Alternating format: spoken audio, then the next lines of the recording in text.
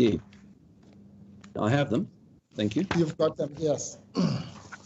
Sorry, my lord. Your lordship will see that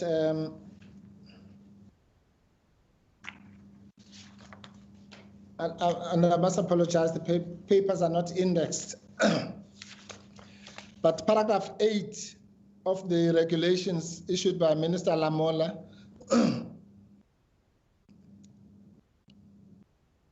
also say an audio-visual link where such link exists must be used for postponing cases where accused persons are in custody. And as I say, that's simply as a codification of 159A.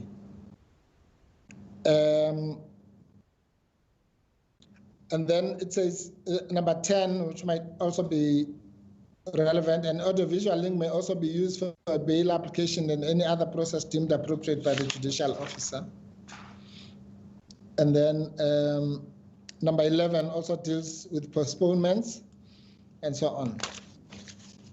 The rest of it does not deal with criminal proceedings.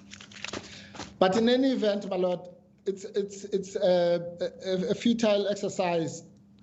Those regulations could not possibly trump the section 35(3) rights of an accused person. And there's a reason why even the minister confined this audiovisual link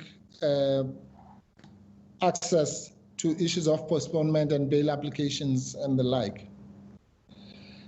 And what do you make of, sorry, if I may interrupt you, what do you make of paragraph or section 14 of those regulations? 1.4. Yes. No, 1.4, referring to in any, but it referring to in any proceedings. Yes. No, but the issue is a question of interpretation. You can't bring 14 into the regime when the statute specifically says criminal cases and related matters. Then it deals with that. And then when it deals with something else in another heading, you can't then, by through the back door, reincorporate that into, because otherwise the heading criminal cases means criminal cases. It means there's a specific regime for criminal cases. And the other matters, the word other matters means exactly that, other than criminal matters. Otherwise, the word other would be meaningless. Yeah. And the second part of article or paragraph 10, an audio-visual link may be used for a bail application and any other process deemed appropriate by the judicial officer. Yes, again. To and any other process. Yes, no, but again, it's a matter of interpretation of statutes. If there was any other process, means it's a process akin to postponements or bail applications and the like. It certainly cannot mean the trial itself. That's the point. That's where we draw the line. In other words, the minute you get into you can have all sorts of processes that are not the trial itself. That's a clear intention of the drafter of that. Otherwise, it would have said an audio-visual link where such link exists must be used for postponing cases or running trials where the person is in custody. It specifically does not deal with that. And the reason for that can only be because those rights are enshrined in the Constitution, and not even the minister can take them away. Maybe, my lord, if I can take one step back, just to support the interpretation that I'm contending for. Remember that we're dealing here, if you go to section 37 of the Constitution,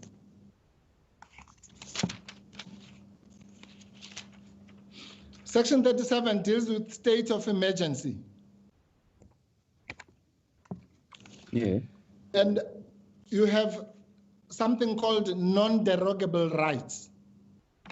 In other words, rights that cannot be taken away from a person even under a state of emergency.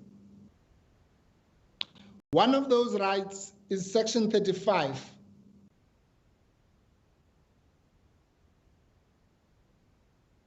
Which are the rights that we're talking about here.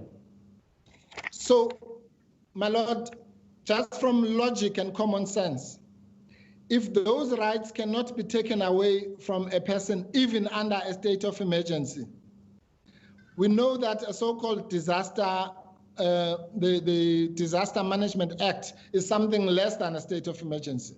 So basically the 3 stages is normal life, and then a disaster management, and then a state of emergency is the highest form where you can take away people's rights. So if those rights cannot be taken away even in a state of emergency, there's no way that a disaster management regulation can take them away, because they are non-derogable even under a state of emergency. And there's a reason why the drafters of the Constitution sought to protect those rights, even, as I say, even if we had a flood or a war or whatever, let alone just the kind of situation that we're dealing with now here. And that must be the reason why the minister stayed away from taking away trial rights, because he can't. If he did, then it would be unconstitutional anyway to do so.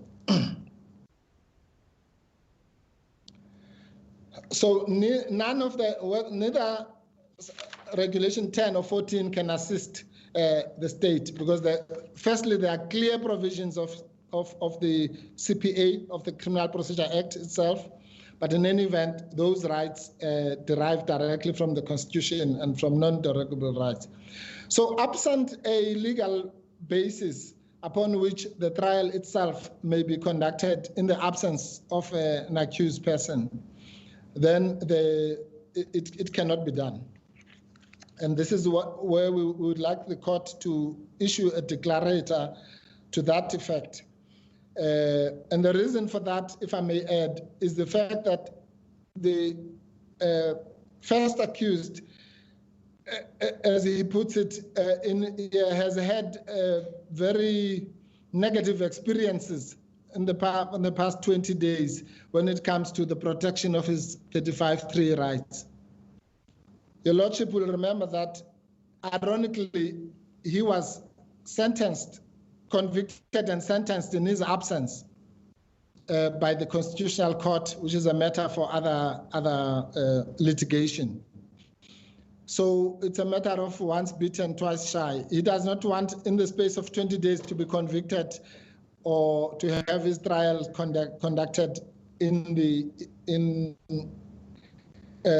not in a public forum and in his absence.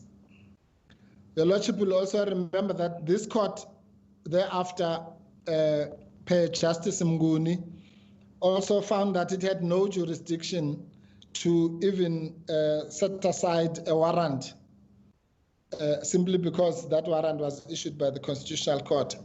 And shortly thereafter, this court again, Judge Pesetenot, found that it was not urgent.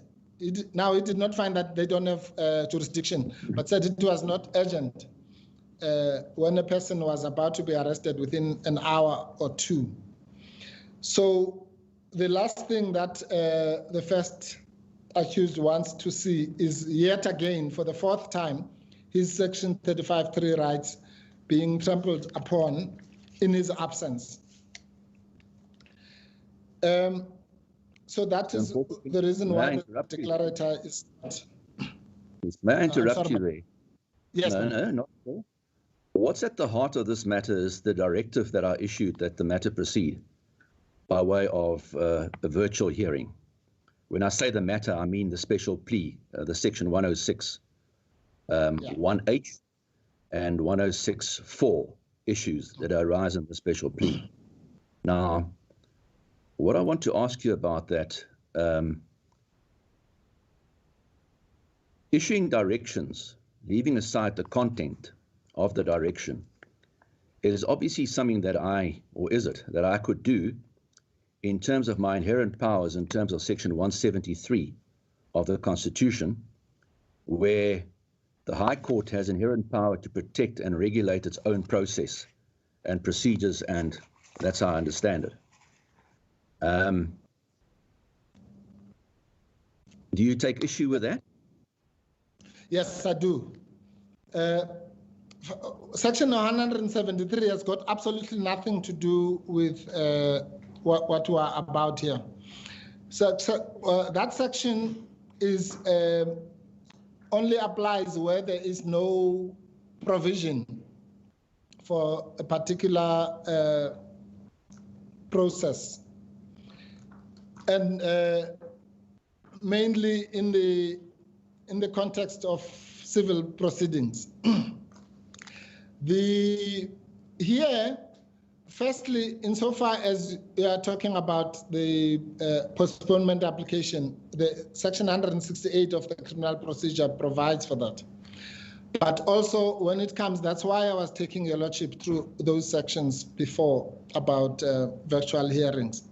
The law provides in section 158, 159, and 159A, there are specific provisions for a hearing in the absence of an accused person. That's exactly the whole point. I'm sorry, my lord. No, I accept that. My question really relates to, are they exhaustive of the situations where... Yes, in my respectful submission. So you say those three instances, because they're created by statute, are exhaustive? Yes, and I'm addressing, well, whether they're exhaustive or not, I'm simply addressing the question of whether section 173 has any application here. And I say it doesn't, because it only deals with situations where there's no provision for something. In other words, if we are dealing with Rule 12 or whatever, then we deal with Rule 12. But if a particular situation arises where no rule or no law provides for it, then your lordship can resort to 173. But one cannot go to the section and then find that the section doesn't help them and then say, oh, well, then let me go to 173. That's not how 173 works. So if, for example, Rule 6, if they say you must put an answering affidavit after such and such a time, that's what you do. If you breach it, you breach it. You don't then say, oh, well, let's go to 173 because now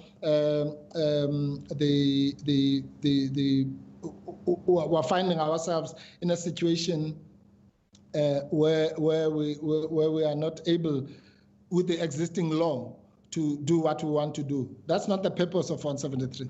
Purpose of 173 is to assert the inherent jurisdiction of the court, because the Supreme Court, as it was called, or the High Court these days, has that's the kind of argument we were trying to explain to one of the judges here.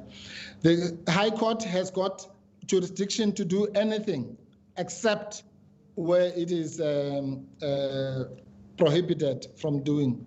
So here it's prohibited, for example, by Section 158 from hearing any case in the absence of an accused person. That's common cause. And then the law then provides for certain exceptions. So 173 really has got nothing to do with what we are busy with today. One further point. May I just raise one further point, please?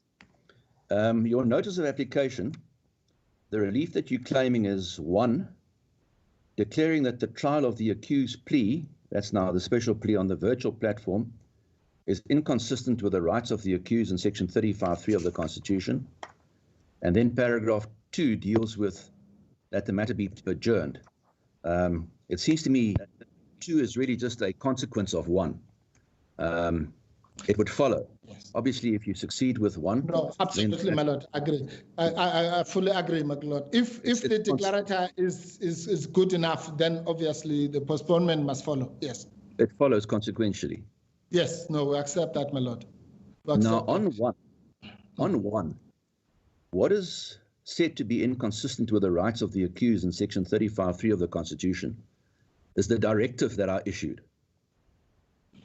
Well, yes, it is. Yes. Can I then sit as a court on an application for a declarator in respect of a matter which I myself had issued? Am I not being a judge in my own cause? Oh, I see. No, that's a thank you, my lord. That's a good question. No, my lord, we're not. That declarator is not really against your lordship. It's more like this. It's like if a magistrate in a criminal trial, let's say, says, no, Mr. Mpofu, you may not cross-examine the witness. Then at that point, I could say, well, your worship, that is an irregularity, and therefore I would like to take it further, so to speak, to review the irregularity. That would not disentitle that magistrate from sitting in those proceedings. In other words, if your lordship grants the declarator and the postponement, your lordship will simply be stating the law, which is your lordship's job, so to speak. But if your lordship finds that no, the declarator may not be granted, then maybe what your lordship is saying would kick in, because then we would then be, as it were, challenging your lordship's finding. But even that, my lord, I would not disallow your lordship from proceeding. In other words, it's not as if we're taking your lordship's own conduct, so to speak, to court, in which case your lordship would be correct. It's one of those awkward situations. It's like what we did in the Constitutional Court last week, my lord, because we're saying the Constitutional Court committed an error, a rescindable error, but that court still had to hear the application in a way, because we were not really blaming the court as a party, so to speak, but as an institution. Yeah, I'm not sure that is a valid comparison, Mr. Mpofu, because there, from what I understood, you were rescinding or seeking to rescind a previous order for which there's specific machinery created. Yes. But in this case, I've issued a directive saying it should be on the virtual platform, and you're now saying to me, well, you must now issue an order, declaratory order, that directive that you issued is in fact in breach of his Section 35 rights. So I've got to sit in judgment on my own directive. No, my lord, yes, no, I hear that, my lord, I understand it fully. All I'm saying is that that is the same thing that you do all the time, whether it's a rescission or an application for leave to appeal or whatever. You are, or a recusal application. In all those examples, you are in a way sitting in judgment of yourself. But that's not, all I'm saying is that there's nothing extraordinary about all those proceedings, even especially an application for leave to appeal. Yes. You are really sitting in your own judgment. But in my respectful submission, my lord, this process falls under that species of proceedings. It's not a kind of proceedings where your lordship would have to recuse yourself simply because your lordship issued the directive or the order. Let's assume it was an order, a court order, not even a directive. It would be the same thing. We would be saying that that directive is appealable or rescindable or whatever, and your lordship would be able to pronounce on that. But yes, we do accept, of course. I'm sorry. What Mr. Trenko says on that just now. Sorry, Mr. Mpofu, I interrupted you. You may continue then. No, I was saying, my lord, we do accept, of course, that your lordship issued the directive in the capacity as the trial judge. And if I'm not mistaken, even Section 158,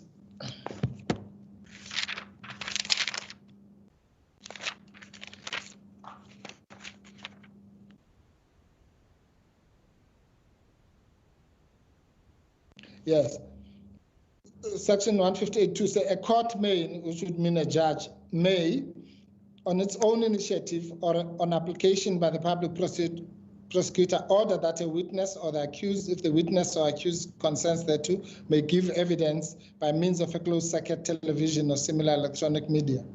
Now, let's take a situation like that where we were saying, well, Your Lordship might say, well, the accused person has given consent. Let's say there was a letter where they gave consent, and we say, no, he has not given consent. Your Lordship would have the jurisdiction to adjudicate on that point. In other words, whether the jurisdictional facts in section 158(2) have been met or not met.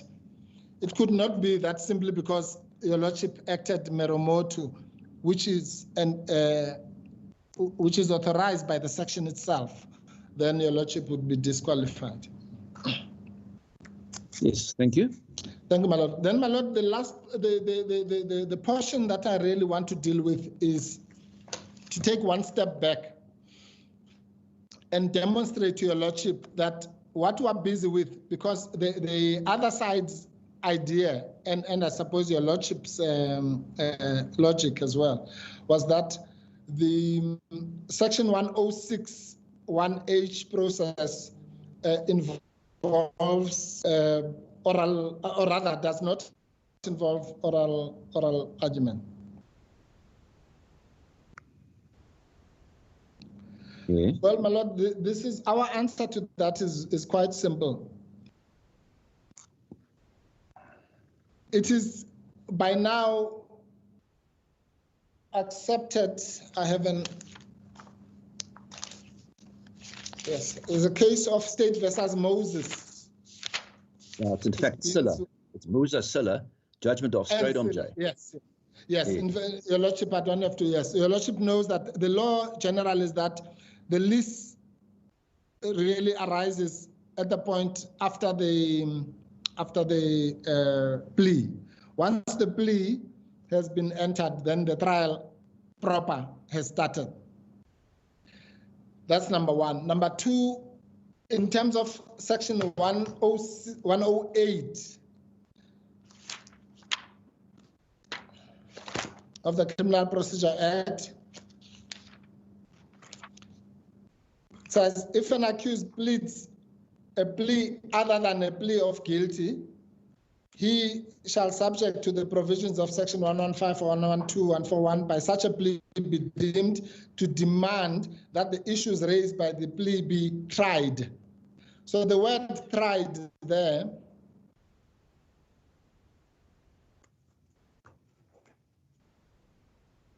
Yes.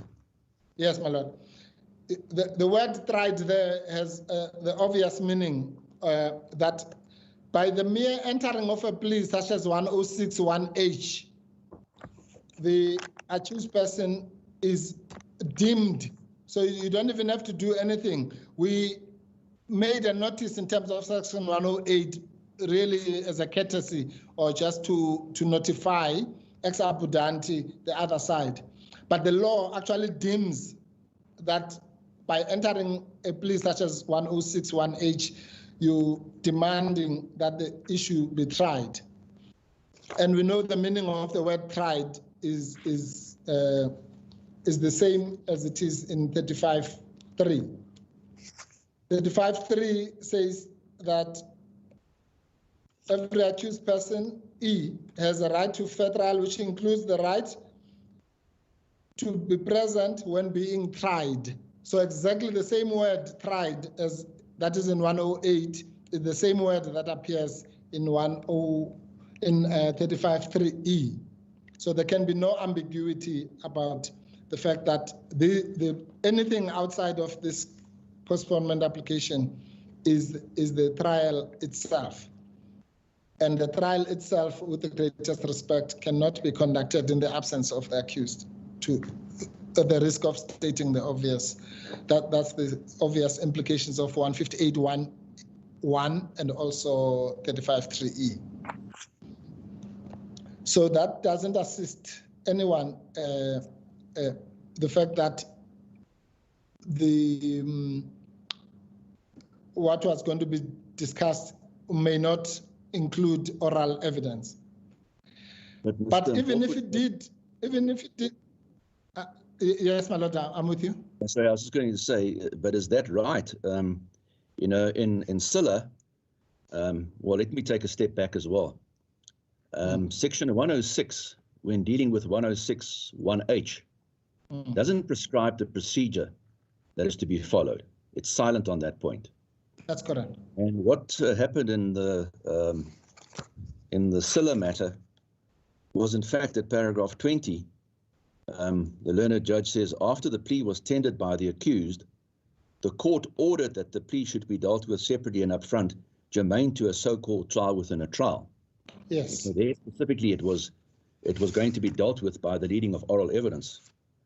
I've heard your submission, but is it not open to a court, specifically pursuant to section 173 of the Constitution, I'll get back to that again, dealing with a procedure to determining the most expeditious and suitable procedure to be followed for adjudicating a particular, the substance of the particular plea in terms of 106(1)H, to determine that it's done by one procedure or another. Because otherwise, you know, I've read through these papers, there must be in excess of, 5,000 pages. Are you saying that was just an exercise in futility? That all those affidavits that were being exchanged, well, they were just being exchanged, but they really have no significance. No, my lord. No, far from it. What we're saying is that exactly if you read those affidavits to show that they are, how useful they are, you'll find that in the affidavits, the issue about the leading of oral evidence is raised, right? So the section 108 issue doesn't come from the air. It actually comes from the affidavits that your lordship is talking about. So that would be a secular argument, because the affidavits themselves allude to the leading of oral evidence. But the point we're making, my lord, is that these points overlap.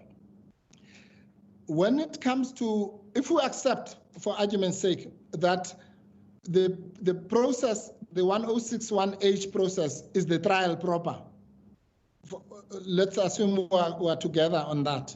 In other words, that's the stage at which you are now in the trial, not whether it's a trial within a trial or a section 174 or whatever, but you are in the trial proper, you are in that land of the trial. If we accept that as a proposition for argument's sake, then, my lord, the 35(3) rights kick in. That's the whole point of section 35(3), is that those rights, the minute we're in the world of trial, those rights kick in automatically. And that is where the entitlement to have your trial to be conducted in your presence kicks in. So we have to take it logically step by step. It's either we're in the trial or we're not in the trial. If we're in the trial, then we have our right of presence. And can that right of presence be kicked out? No, not by section 173. If it can be kicked out, my lord, it would only be by section 36 of the application of the Constitution. And that is why my learned friends have pleaded section 36. I'll come to that just now. But it can never be kicked out. Section 173 is not a section to take away rights of anybody. It's the only section that limits rights, constitutional rights at least, is section 36 of the Constitution. Section 173, if anything, does the exact opposite of what it is being asked to do here. Because section 173 says this court has inherent jurisdiction in the interest of justice. Right? Yes. So the Constitutional Court, the Supreme Court, have the inherent power to protect and regulate their own process and to develop the common law, taking into account the interests of justice. Now, it can never be in the interest of justice for an accused person to be tried in absentia. That's the exact opposite to justice. I'm not dealing with that issue at the moment. I'm dealing with a process and following an exchange of affidavits to ventilate what might or might not be material and relevant in regard to a Section 106(1)H plea. Yeah. It doesn't. No, I accept that, my lord, but I thought your lordship was seeking to rely on 173. You can't rely on half of 173. If you want to rely on 173, you rely on the whole of it, which says that you can only invoke it in the interest of justice. So it's inseparable. Well, if a process such as the exchange of affidavits can expedite the determination of a particular issue that arises, such as a plea in terms of 106(1)H, yeah, to the benefit of all the parties. The state want to get on with the prosecution. Mr. Zuma's had this matter hanging over his head for many years. Yeah. He wants to get to finality. Couldn't a court say that the issue should be addressed by way of an exchange of affidavits? Okay, no. Then I understand your lordship. No, sorry, I think we were talking at cross purposes. Yes, no, of course, when it comes to... Yeah, sorry, what I was going to say was, and what happened in this case was that was the mode or the method that was chosen when the special plea was, well, firstly, when notice was given and when the special plea was entered, and then the parties agreed that there should be an exchange of affidavits. Time limits were fixed. I was asked to grant an order giving effect to that agreement between the parties, which appeared to me at the time to be appropriate, and I sanctioned it by granting such an order. Sure. And what we have now is we have an application, or we have an exchange of affidavits where we can determine many of the issues. And I understood the reference to oral evidence to arise possibly in the context that if there is something, if there's an issue that arises on the affidavits, which is material to a determination of the special plea in terms of Section 106(1)H, and there's a dispute, a real dispute of fact that might influence the outcome of that determination, then that issue can be referred to oral evidence. But the rest of the affidavits that have been exchanged, where the parties are either at idem, would not have to be canvassed again. It's like your typical situation of having an application and a referral to oral evidence only once one determines which material disputes of fact there actually are that cannot be resolved on the papers. Yes. Isn't that a process that would be in the interest of justice, because it'll be a speedy and an expeditious way of resolving this question of whether there are grounds to say that Mr. Dana lacks the title to prosecute? Yes. Excuse me. Yes, my lord. No, that I understand. But with the greatest respect, my lord, that's got really nothing to do with the issues of today. Remember, your lordship is quite correct that your lordship sanctioned, for lack of a better word, that procedure. And your lordship was within your lordship's rights to do so. But remember, my lord, that even in civil proceedings, a postponement is asked for when something intervenes that was unforeseen or unforeseeable. Right? So that's where we are now. The fact that your lordship sometime in May put a particular procedure in place is neither here nor there.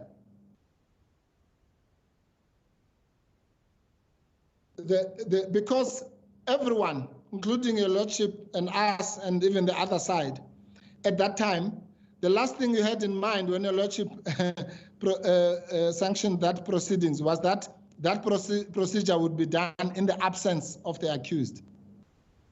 That is the intervening fact that was unknown to either your lordship or to any party at the time. Secondly, the lordship could not have known that 2 months later there'll be some unrest which will necessitate that proceedings in court should be dealt with in a particular way or not in a particular way. There's nobody, I mean, none of us were sangomas that could have foreseen something like that. Thirdly, your Lordship could also not have foreseen that come the hearing of that procedure, there would be conditions which make it difficult for the accused person to consult with his legal practitioners, such as the prevailing conditions. All those things, my Lord, are the things. So the fact that your Lordship sanctioned a particular procedure, as they say in economics, all things being equal, has got nothing to do with the current situation where the things are not equal in respect of all those three things. We all postulated at that point a public hearing. We postulated the presence of the accused. We postulated proper opportunity to consult. So that can never be used now to deal with the current situation where the Section 35(3) rights, which were assumed when your Lordship made the ruling in May, have now disappeared. That's the whole point. That's exactly why we're here. So the one cannot. Then, my Lord, in respect of the, I'm sorry, let me just finish that point. So that's where the interest of justice. So if someone had said to your Lordship in May, but is this process in the interest of justice? The answer, at least that I would have given, is yes, it is, because it assumes all these things. But if you ask me now, on the 19th of July, whether it is in the interest of justice, when it is now going to happen in the absence of the accused, without his having had proper consultation and so on, then obviously the answer is different, because none of us could know. We're not soothsayers who could have known that these positions happen, which is why, as your Lordship knows, I mean, postponements are even granted literally without an application. If on the way to court, the accused is knocked by a car or something, one cannot say no, but we put this date because those unforeseen circumstances would then happen, and the lawyer would say, well, my Lord, as we were driving here, the person was knocked by a car, so we need a postponement for that reason, not for the reason of what was taking place when the postponement was granted. Yes. Yeah. Thank you, my Lord. The last point related to this, my Lord, is this. It would be, in my respectful submission, even if we were having a normal 106 1H process without this issue about oral evidence, still, my Lord, 108 would apply, because 108 doesn't say which plea. It simply says any plea other than a plea of guilty. So we're certainly in that zone. And any plea other than a plea of guilty needs to be tried, which means we're in the trial situation. In fact, even your Lordship will remember that most of the sections there exclude a plea of jurisdiction. But here, even a plea of jurisdiction would be covered. Any plea other than a plea of guilty means that we're in the trial zone. But more so here, my Lord, where the issue of oral evidence has been specifically raised. So your Lordship could not possibly preempt the outcome of the oral evidence application. Because if your Lordship said, no, Mr. Mpofu, this one is merely on the papers, by saying that you'll already be preempting the outcome of the issue which we have raised, which your Lordship is not empowered to do, because you cannot know. I'm not saying that. I'm not saying that, Mr. Mpofu. So I'm not saying that. No. I accept, my Lord. I'm saying, no. I accept. Sorry, my Lord. All I'm saying is the parties chose, and it had my sanction, that the issue raised by the special plea be dealt with by way of affidavit. it's a recognized procedure. We can deal with it on affidavit. And all I was saying is that the need for oral evidence would only arise if there's a material issue arising from the affidavits, comparing or analyzing the affidavits, that there's a material issue on which there's a real dispute of fact, and then that narrow point will be referred for the hearing of oral evidence. It doesn't contemplate a fully blown, for want of a better word, fully blown trial. And when 108 talks of tried, that could be Yes, even until the end of the trial. It could be the end of the trial. Yes. Yes. Whereas, I understand, my lord. You wanted, and I think probably correctly so, you and Mr. Zuma, obviously, wanted this 106.1H issue to be resolved, to be tried, if you like, up front, because your view is that, or your submission is, that if it succeeds, then in terms of 106.4, he's entitled to an acquittal. And then there's no need for the rest of the trial and all the evidence on whatever payments might or might not have been made, etc. Because otherwise tried, it could be, he's entitled to demand that it be tried, but that could be the issue stands over until right at the end. Well, my lord, with respect, no, I disagree with your lordship's analysis. Firstly, by introducing the 108 issue, maybe we were introducing under I don't know, maybe we didn't articulate it properly in the reply or in the heads, but we are introducing it as follows, my lord. We are saying that per se, by definition, the 106.1H proceedings must happen by way of trial proceedings or with oral evidence because of the provisions of Section 108 of the Criminal Procedure Act. We may be right or may be wrong about that proposition, but that's what we're saying. We're saying that section prescribes that the procedure must include viva voce evidence. Now, that's the point I'm making. If we are right on that, about that proposition, then the entire thing must be done by way of evidence. In other words, what we should be doing today is to call our first witness and so on and so on. And as I say, we may be wrong about that. But that's not the point. The point is that your lordship is not in a position now to preempt whether we're right or wrong. For now, your lordship has a dispute at best as to whether this process should be done by way of viva voce evidence by definition, or only on the limited basis that your lordship is talking about, which is the normal plus con Evans type of situation, or Rule 65G, where if there's a dispute, it can be referred to oral evidence. That's not where we are. We're not in that Rule 65G area. We're saying by definition 108 prescribes that the proceedings should be done by way of viva voce evidence. And as I say, that may or may not be a good legal point, but nobody can deny that 108 says that the issue must be tried. And if tried means what we all know it means, then it must mean viva voce evidence.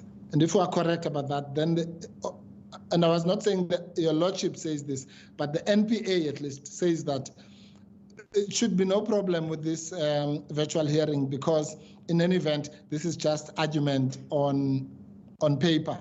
But we're saying that is not God-given, that it will just be argument on paper, because that issue about the implications of 108 will still have to be determined. That's really the submission. But we'll go further by saying, my lord, that even if there wasn't an issue of viva voce evidence, the point of the matter is that we are now in the trial proper, and the accused person is entitled to a public trial in his presence. And we go further to say it's even worse if he has not had an opportunity to consult. Because, my Lord, let's forget about the legalities now. Let's look at it practically.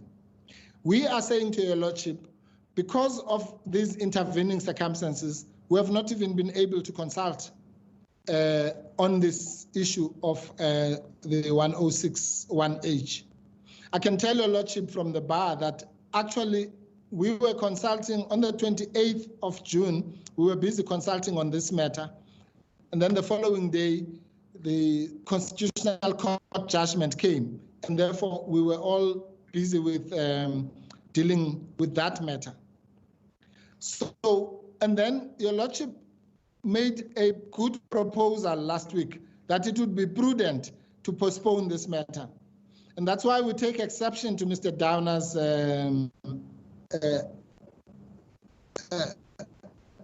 suggestion that this is a delaying tactic.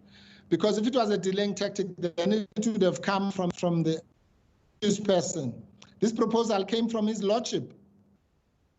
And this proposal also came from the Judge President, who asked for matters to be postponed this week.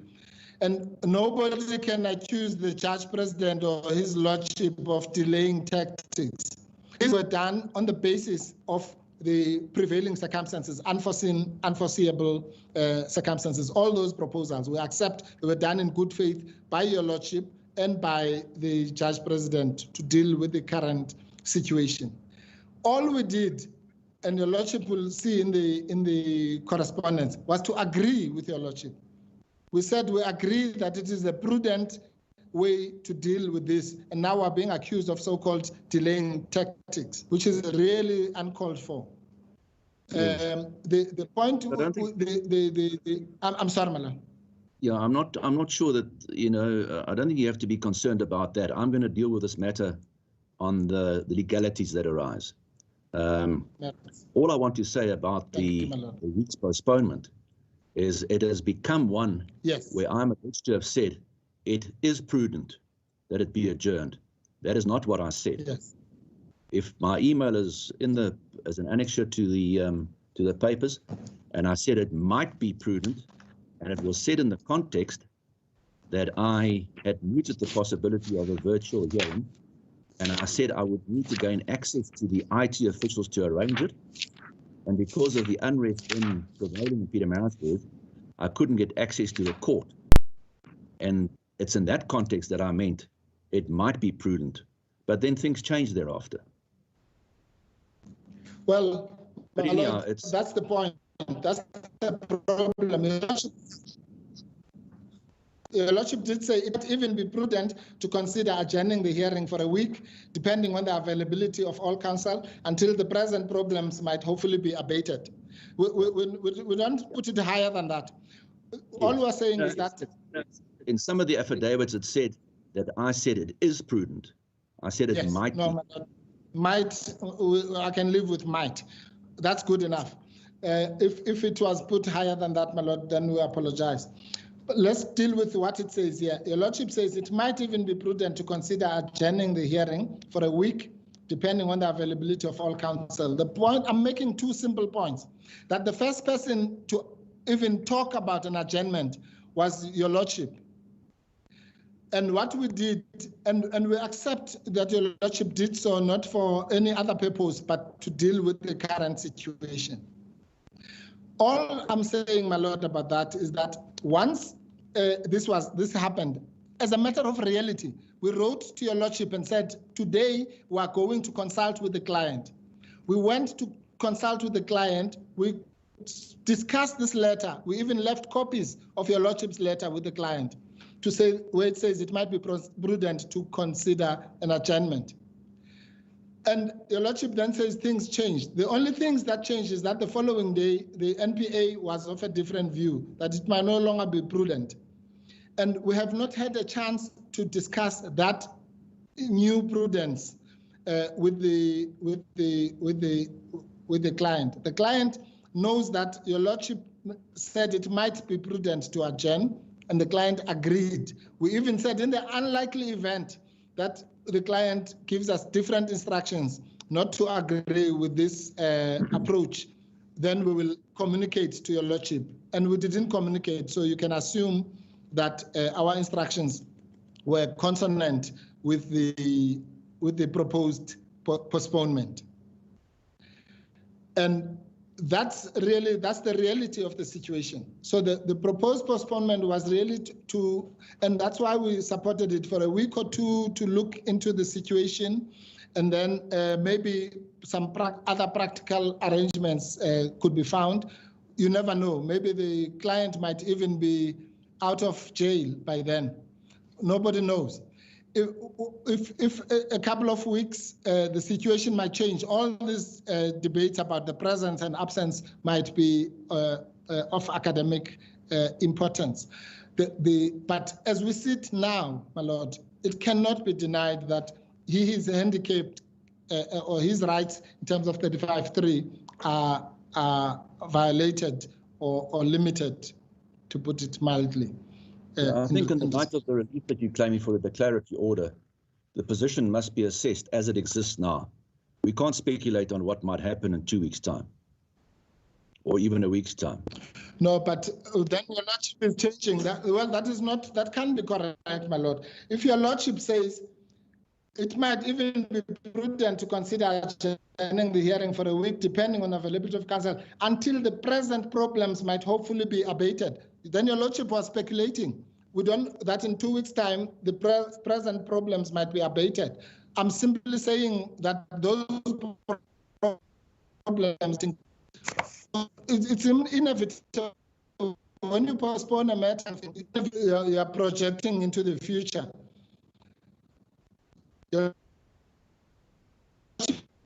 would not have been said for a week, and that might be. So we can now say, let's not speculate. We are speculating the mere fact of postponing for a week or so. You might get. That's the nature of the exercise. That's what your lordship's words indicate. Because if in a week the situation got worse, then your lordship would obviously say, well, the situation has gotten worse. But if in a week or two the situation got worse, or rather better, then we would deal with that. So speculation cannot be excluded. Yeah, all I'm saying, Mr. Mpofu, is really that... I'm merely saying that speculation might even include a situation. We know that there's an outstanding judgment in the Constitutional Court. I'm saying we might all be out of this by the fact that all these issues might not apply, as the security or unrest situation might have improved. Yes. At least from our point of view, that would be the reason of a couple of weeks postponement. What is the length of the postponement that you're asking for? My lord, we on the basis of if we follow your lordship's logic, you remember your lordship said a week, and we said a week or two. I would say if your lordship is going to factor in the possibility that I've just mentioned of the Constitutional Court judgment being out by then, I would say not more than 3 weeks, 2 to 3 weeks. I expect that court to given the history of how it has dealt with the matter, to prioritize that judgment. And so we don't know, obviously, as your lordship knows, but we expect that judgment to be out in the next 2 to 3 weeks or so. Yeah. And then all these problems would be resolved by just the stroke of a pen, and then we'll be back to exactly where we were when your lordship gave the order in May. Yes. Yes, Mr. Mpofu, the possibility of adjournment that I'm mooted, I don't think we need to debate it further. But I just obviously point out that it should be in the context of that whole email. Yes. And particularly the statement made at the end of the paragraph, just preceding that paragraph.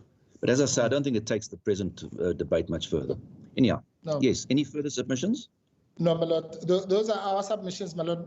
We therefore would employ your lordship firstly to, well, either to grant both orders, or if your lordship is inclined to only grant the declarator, as we say, that the postponement would almost follow automatically, but would leave the period to your lordship's discretion. Yes, thank you.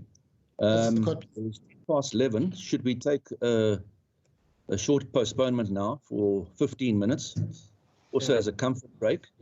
And if you require Mr.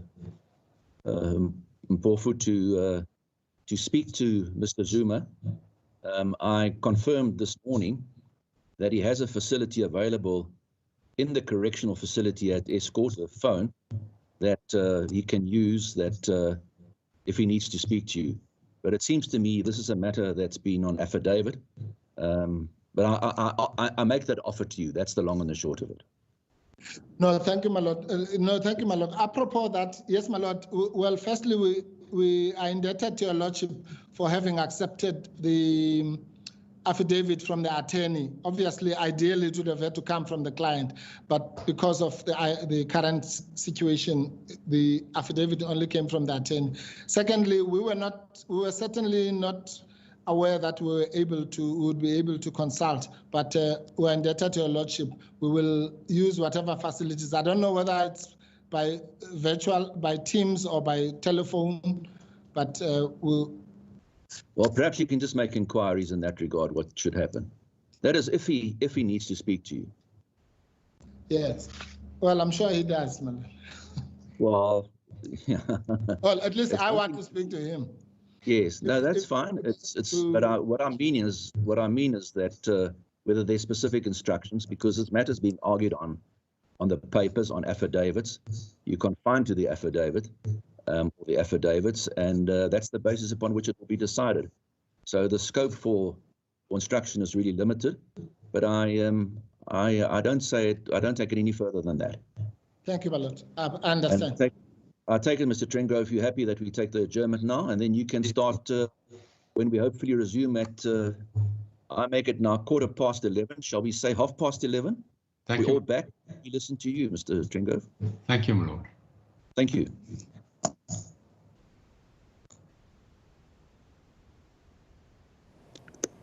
All right, there we go there. The Pietermaritzburg High Court taking a 15-minute adjournment of Jacob Zuma's corruption case. And we've seen Jacob Zuma's legal counsel, Advocate Mpofu, making a case for him, wanting to testify about why he should be acquitted of corruption without standing trial. Well, remember that Zuma faces charges of fraud, corruption and racketeering related to the 1999 arms procurement deal. Zuma wants to be acquitted on a special plea, arguing that the NPA is unable to prosecute him, for alleged arms deal corruption because of its alleged bias and a lack of, of independence on this matter. Now, this case is heard virtually, as Judge Piet Cohen issued a directive that the matter be heard virtually, saying that even though there will only be arguments, but the case remains a criminal trial, which ordinarily requires the attendance of the accused, and also in consideration of the level 4 COVID-19 lockdown, which placed restrictions on unnecessary travel and large gatherings. Zuma is following the proceedings live from the Escort correctional facilities where he's incarcerated, and the case will be back at around 11:30. This is the agenda on SABC News. Let's take a quick break.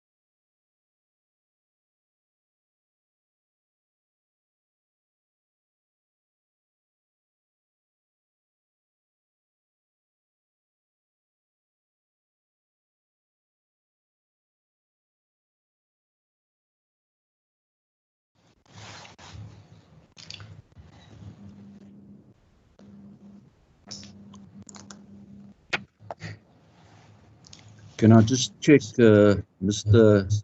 Zuma, are you with us?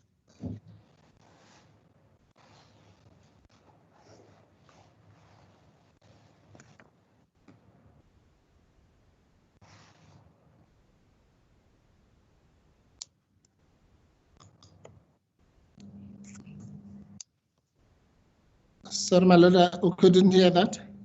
No, I was asking whether Mr. Zuma is with us. We're not sure, Malota. We're not able to contact him during the break. Yes, very well. Let me just take, I'm just going to take my picture away for a moment. I'm just going to step outside and speak to the IT specialist here about contacting him then. Thank you, Malota.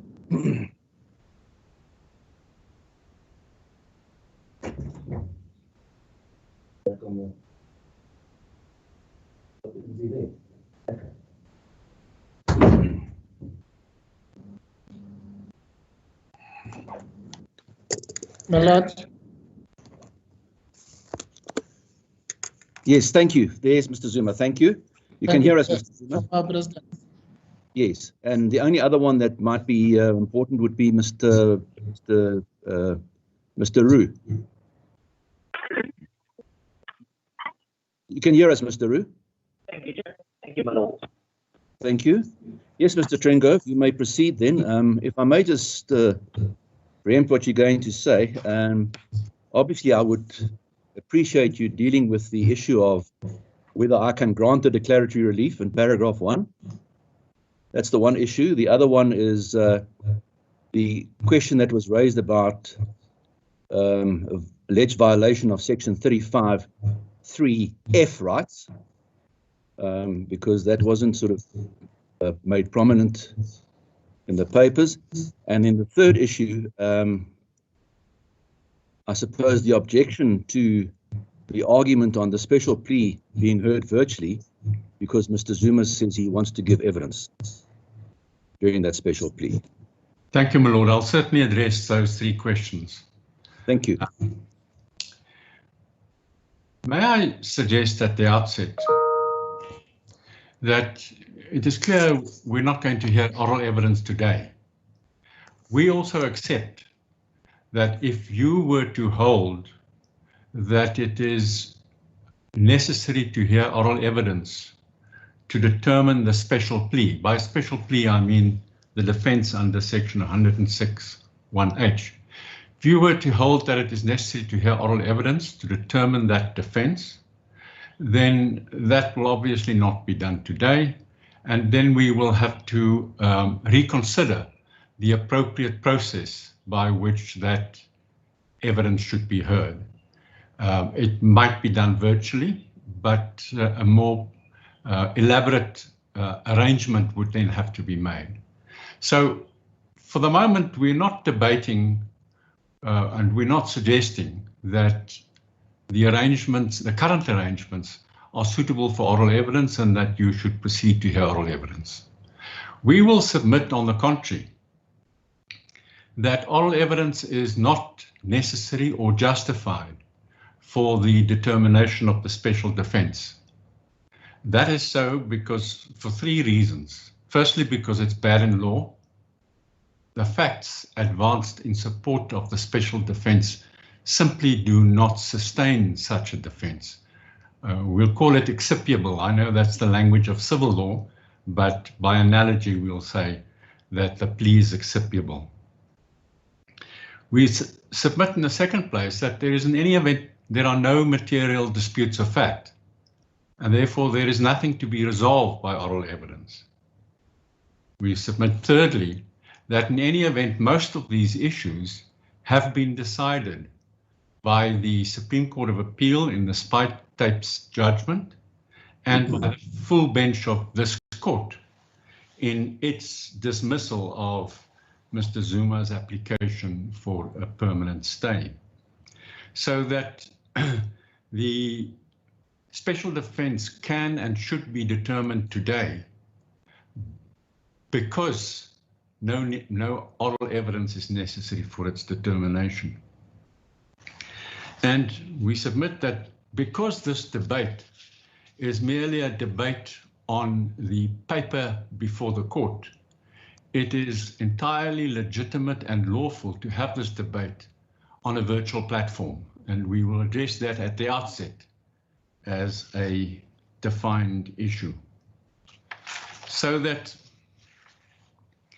we proceed on the basis that if you were to find that oral evidence is necessary, then we'll have to have that process on another day. For the moment, we seek to persuade you that oral evidence is not necessary or admissible in support of the special defense, and therefore there's no need for a postponement because the matter can be debated and determined today.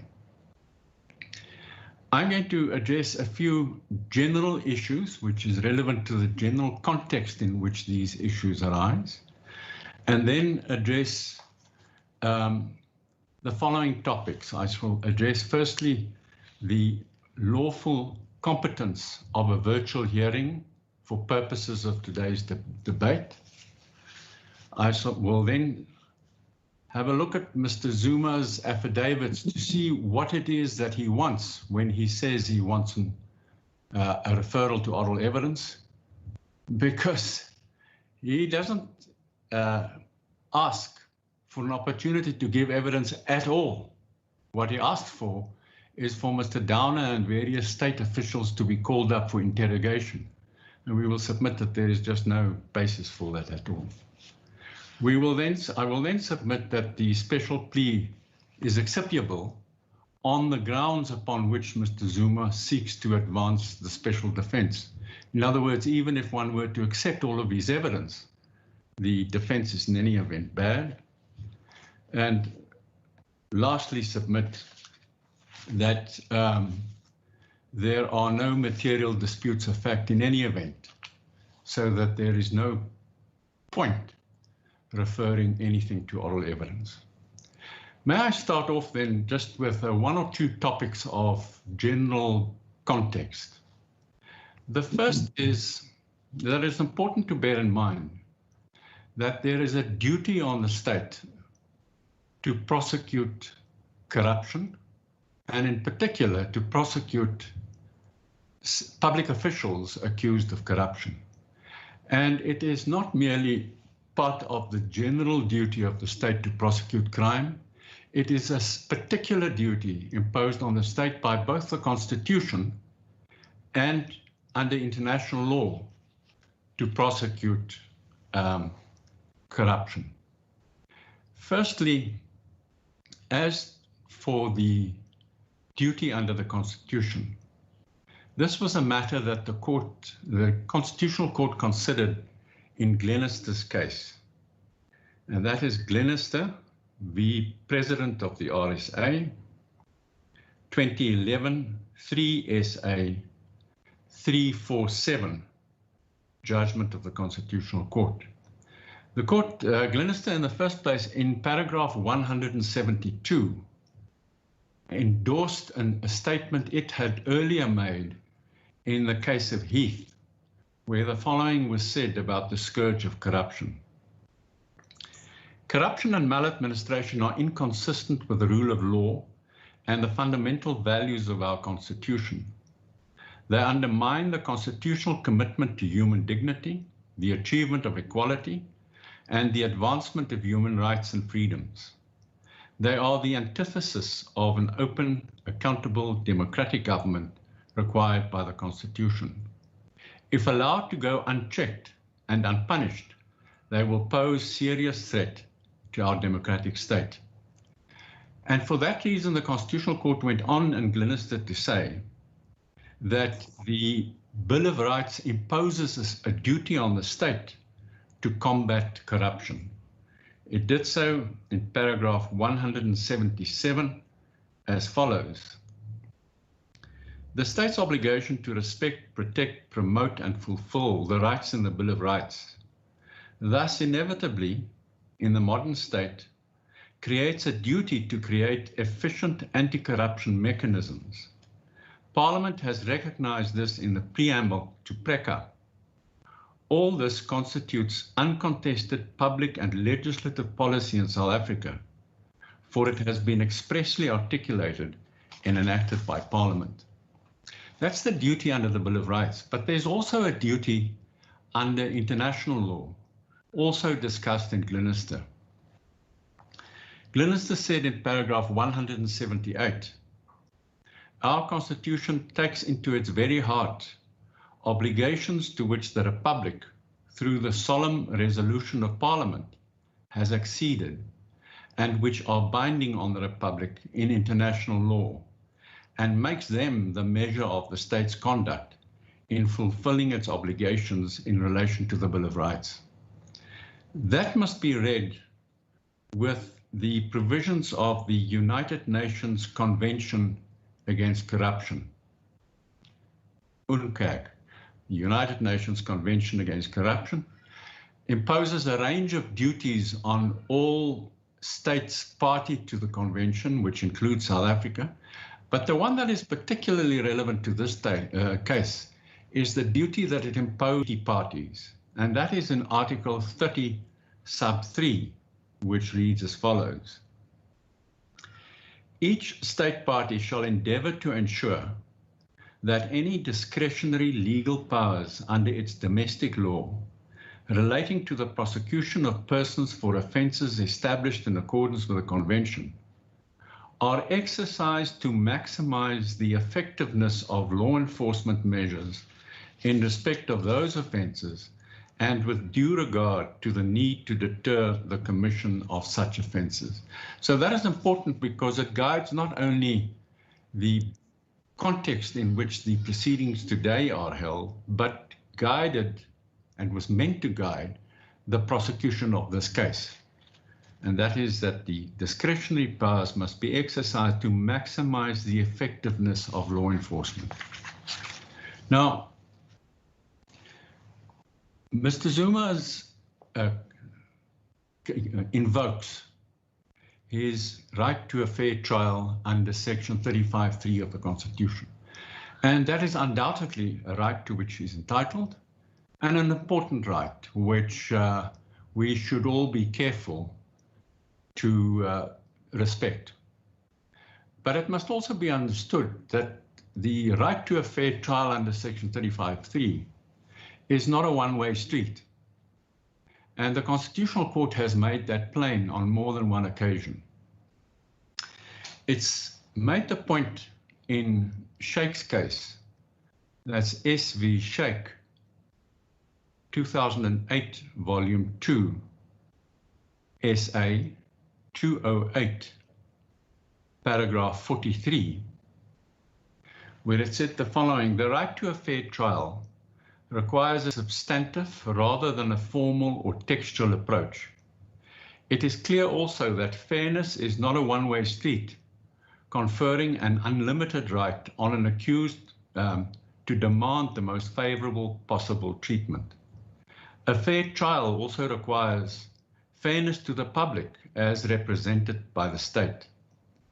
It has to instill confidence in the criminal justice system, with the public, including those close to the accused, as well as those distressed by the audacity and horror of crime.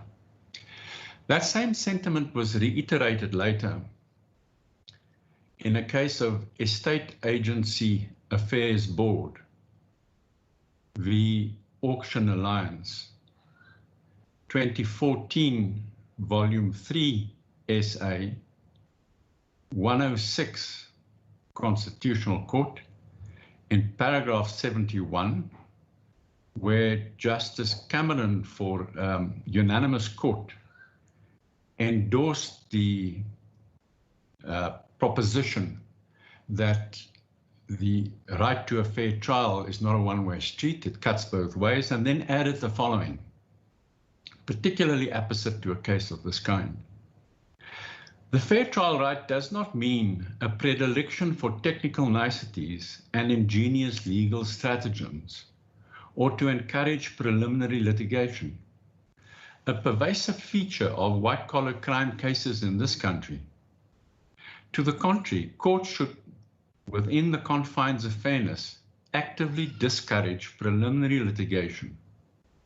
Courts should further be aware that persons facing serious charges and especially minimum sentences, have little inclination to cooperate in a process that may lead to their conviction, and any new procedure can offer opportunities capable of exploitation to obstruct and delay. And then it added, one can add the tendency of such accused, instead of confronting the charge, of attacking the prosecution. Well, this is such a case. The accused has for more than 10 years taken every point in the book to avoid having his day in court. He desperately seeks to avoid answering the charges of corruption, fraud, and money laundering made against him. He raises objections again and again. The objections raised today are objections which were raised and decided against him by the Supreme Court of Appeal in the spy tapes case and by the full bench in the stay of prosecution.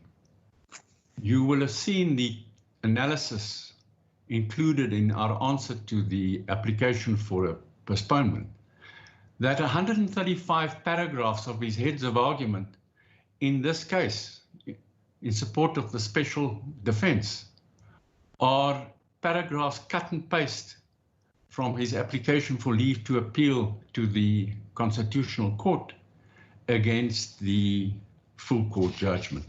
It merely illustrates two things. Firstly, that this is simply a rehash of old complaints dressed up as a special defense under section 106(1)(h). But it is merely a ruse. It is a recycling of old complaints.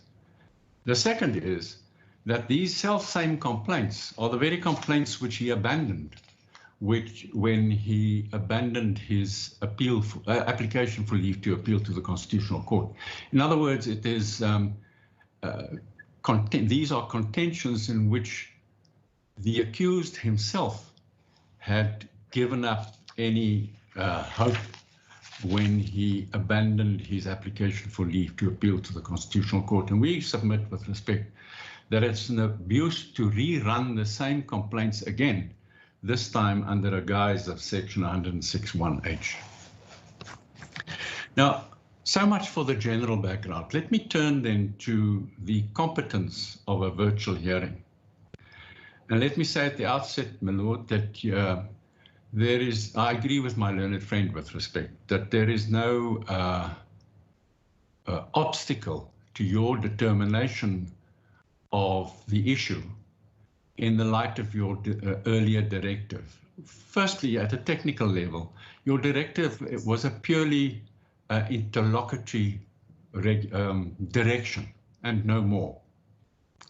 And it is in the nature of interlocutory directions that the judicial officer who issues them may reconsider them again and again and again. There's no irregularity in that context. So I agree with my learned friend that it's open to you to consider the issue afresh. But the prayer, in any event, the application, the first prayer for a declarator in the postponement application is that the trial of the accused plea on a vertical platform would be unlawful. That's the trial. And the whole theme of their application is that it would be unlawful because oral evidence can't be appropriately determined on the virtual platform. So, and for the moment, that is not the issue. We're not going to seek to persuade you today to take oral evidence on a virtual platform. That is a debate for another day. What we are seeking to persuade you is that a virtual platform is legitimate and lawful and appropriate for the determination of the special defense, because it may be determined without the hearing of oral evidence. And there we don't need to go back further than the directions issued by the Minister of Justice, which have been annexed to our answer to the postponement application. If I may ask you to go to those directions, it's Annexure A11 to our answer. The papers haven't been paginated. It is my page 45, but there is no pagination. If I may refer in that application, because my learned friend suggested that it does not explicitly cater for a debate of the kind we're having today. But with respect, in the first place, paragraph 10 says an audio-visual link may be used for a bail application and any other process deemed appropriate by the judicial officer. It can't be clearer. Any other process deemed appropriate. So it merely depends on your judgment as to whether it is appropriate. The same goes for paragraph 14. Audio-visual links may be used in any proceedings where the presiding officer deems it appropriate, and if to do so will prevent unreasonable delay, save costs, or be convenient, and makes it unnecessary for the person to appear in person in the courtroom. We're spot on. But now Mr. Mpofu says that is not for criminal proceedings. Well, he just says so, but it is. It is for all proceedings. It doesn't make any distinction between categories of proceedings at all. There are other provisions which cater for different types of proceedings, but these are and are meant to be general rules. And may I just add to that paragraph 15, every court must strive to function optimally. That's a duty imposed on the courts.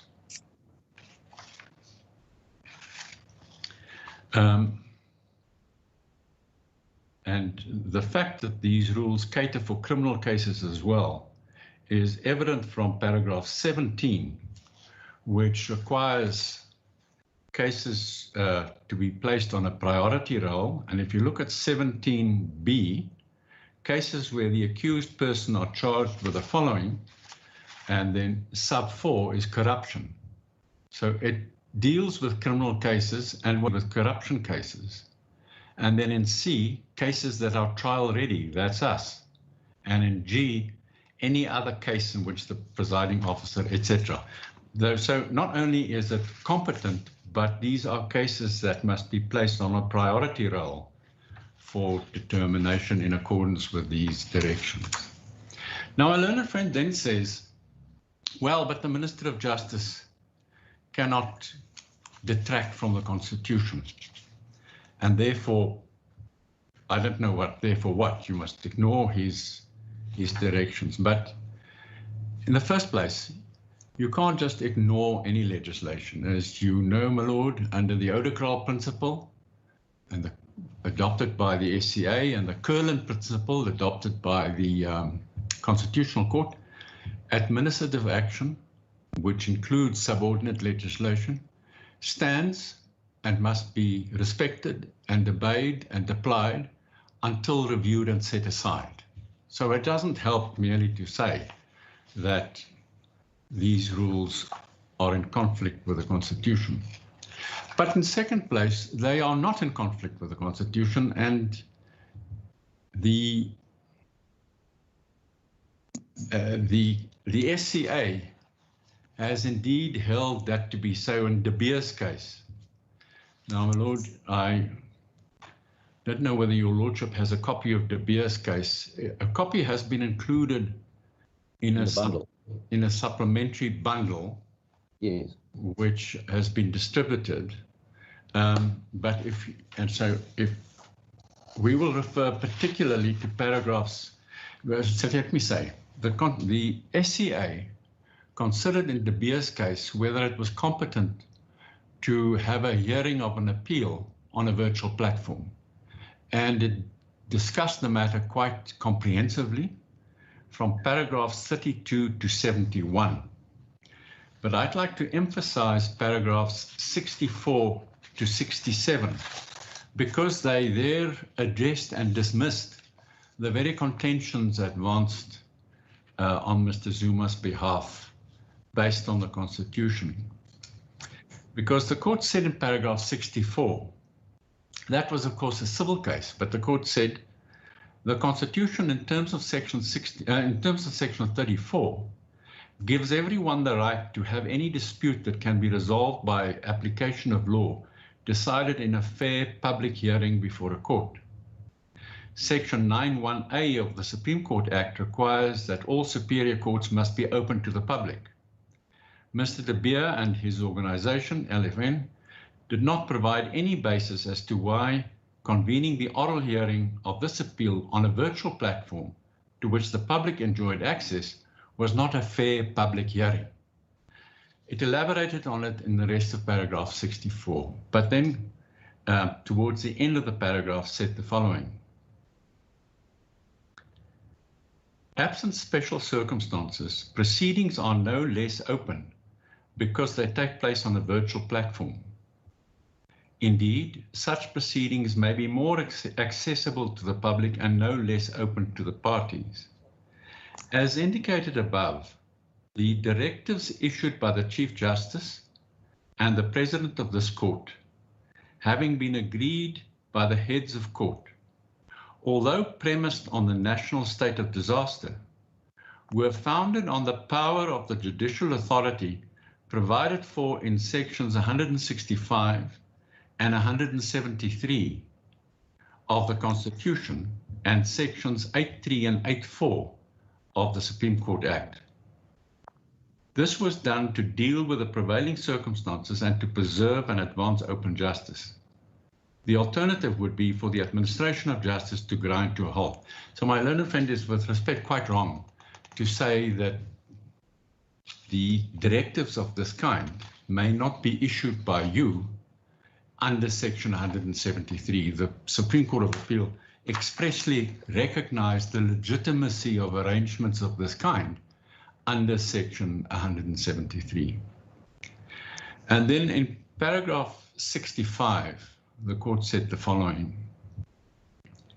If the virtual hearing proposed to the parties give rise to infringement of their right to a fair, open and public hearing, then it was open to this court to regulate its own process. A party cannot dictate how the proceedings will be conducted. That is a matter for the court to determine. Nor may a party use its failure to secure the form of proceedings it favors as a tendentious basis for claiming that the court may not adjudicate the merits of the matter, much less level the unwarranted accusation that the court is biased. So the court held not only that it was competent to, under section 173, to direct that a virtual hearing be held, but also that such a hearing satisfies the constitutional requirements of fairness. So it is not even a limitation which is justified. There is no limitation to start off with because it is a fair public hearing and no less fair and no less public than it would have been in a courtroom. Our learned friend relies on 3 paragraphs of section 35.3, but they, with respect, don't take them any further at all. I won't even raise any objection to their reliance on F, because my learned friend accepts that if they don't come home on C and E, then F won't do it for them either. But the hearing of this debate on a virtual platform is a public hearing to which the public have access. And in the presence of the accused, he is present on the platform, a la De Beer. So that, with respect, it is a competent mechanism, it is an appropriate mechanism, and it is one that the court is not merely entitled, but submit with respect, obliged to adopt in the exercise of its discretionary powers to ensure that fairness is done, not only to the accused, but also to the public interest in the prosecution of, particularly in the prosecution of any serious crime, but particularly in the prosecution of corruption, fraud, and money laundering. So we submit that the process is a lawful and competent one. Let me then turn to our submission that the request or demand for oral evidence is unfounded and unnecessary. Just before you go there, Mr. Trengrove, Mr. Mpofu's criticism of a reliance on Section 173 was that those 3 exceptions created in the Criminal Procedure Act provide with exhaustively with the situations where a criminal trial, as opposed to a civil appeal, as in De Beer, but a criminal trial, and where an accused wouldn't be required or can be excused from attendance. And he says, well, if you can't bring it under those categories, then this residual sort of power that's open in terms of 173 applies to the civil law, but not to criminal law. Lord, yes, but the fallacy in that contention is the suggestion that anything is being decided in Mr. Zuma's absence. Mr. Zuma is present in this hearing as much as any one of us. So there is no question of his exclusion from the hearing. He is present and he can participate in it as much as he would have been able to do in an actual court hearing. And both provisions on which the accused relies, Section 158(1), as well as Section 161(1), the one providing for the presence of the accused, is subject to any other law. It expressly says so. And certainly the directions of the Minister of Justice is another law which expressly allows for this process. So that, firstly, there is no departure from the rules laid down in those sections, because on a virtual platform, the accused is present. And secondly, even if there is a departure, it's a departure permitted by the very provisions themselves, which yield to any other law.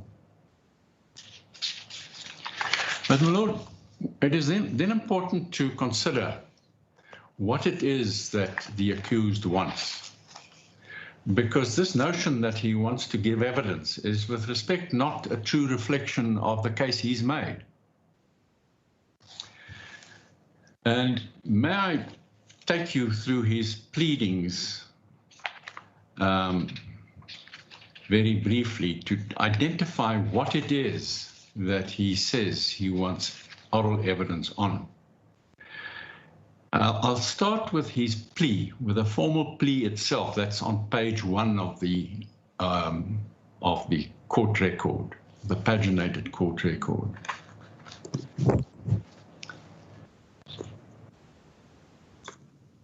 Yes. He says in paragraph 1,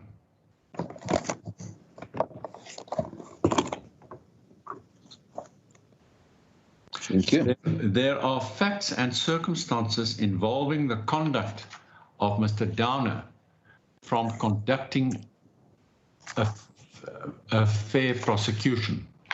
Oh, sorry, I've just missed a page. I have a page missing. But he says that. Oh, sorry, I read the wrong paragraph. It is paragraph 1, but it's the previous sentence. I give notice of my intention to raise a further plea in terms of Section 106(1)(h), that for reasons that are set out in the plea explanation, Mr. Downer SC should be removed as the prosecutor in this case, as he has no title to prosecute. So that is his opening definition of his special plea. He then goes on in his plea explanation to elaborate on that complaint. If I may ask you to go to the following parts of his plea explanation. He says on page 6 in paragraph 4, I intend to plead that Mr. Downer has no title to prosecute. This I say because there are facts and circumstances that demonstrate that he lacks the independence and impartiality to prosecute. Paragraph 5. Consequently, his retention as prosecutor will infringe my fair trial rights entrenched in section 35(3). Alternatively, in the event that the word title in section 106(1)(h) of the CPA is interpreted narrowly to mean only formal statutory requirements for appointing a prosecutor, I am advised that the court should extend its meaning to include absence of independence and impartiality. In the further alternative, and in paragraph 7, in the further alternative, and as an independent basis, I'm advised that Mr. Downer should be removed as prosecutor because he lacks the independence and impartiality required by the Constitution. So he defines his case as a case directed at Mr. Downer because he lacks the independence and impartiality required for a fair trial. That was his peg on which he hung his case. Then the extensive evidence was filed. Mr. Downer and a range of other officials addressed Mr. Zuma's complaints. And then and at that stage, there's no suggestion of oral evidence. But then Mr. Zuma comes back in reply, and for the first time now says that he wants a referral to oral evidence. But look at what he wants to refer. He doesn't ask for an opportunity to adduce his own evidence orally. On the contrary, what he demands when he speaks of oral evidence is an opportunity to cross-examine Mr. Downer and a variety of other state officials. And he does so again and again, if I may refer you in this regard to his reply. Obviously, let me say this, Mr. Zuma appreciates when he files his reply that he's not made a case, because there was a complete answer to all his complaints raised in his founding papers. And he's unable to refute Mr. Downer's evidence and those of the witnesses supporting him. And so it's a symptom of his recognition of his failure to make a case that he now resorts to a request for a referral to oral evidence. But look at what it is that he wants.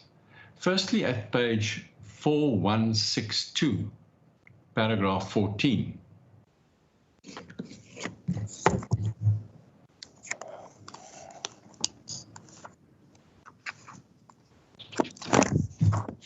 Give me a moment, please.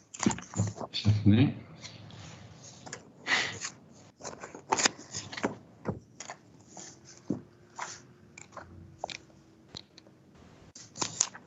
It's 4162.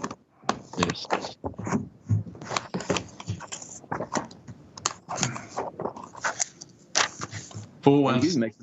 Paragraph 14, where he says the following. This is now in reply. Secondly, a hearing on the plea requires an evidentiary hearing on two aspects. The first aspect requires a determination on whether, as a fact, Mr. Downer lacks the independence and impartiality to conduct a lawful prosecution, even though he can prove the formal qualifications. The second aspect arises from the outcome of the first and depends on the gravity of the deviation from the requirement of a lawful prosecution, which includes assessing the degree of prosecutorial misconduct and violations. So this is a general statement. Remember, this captures his entire complaint. So what he says here, I want oral evidence on my entire complaint.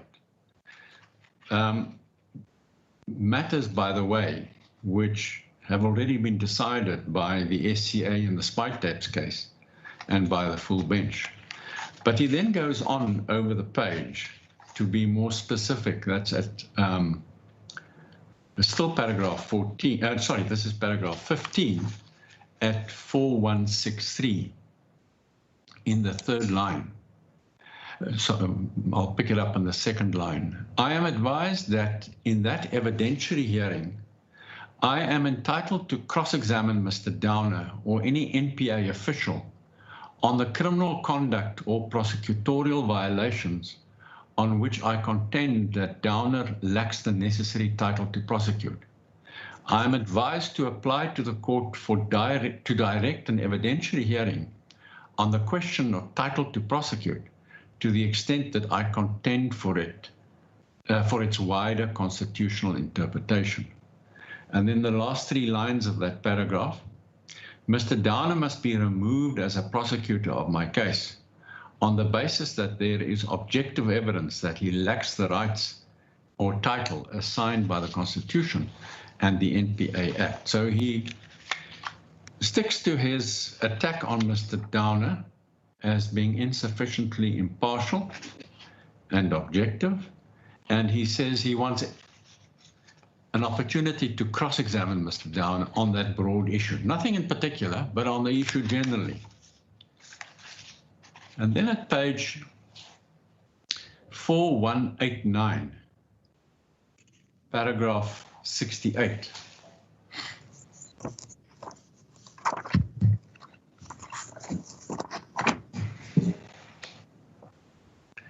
Where he says the following: no court has determined this issue by conducting an evidentiary hearing to determine the scope of political interference and whether such interference violated my right to a fair trial.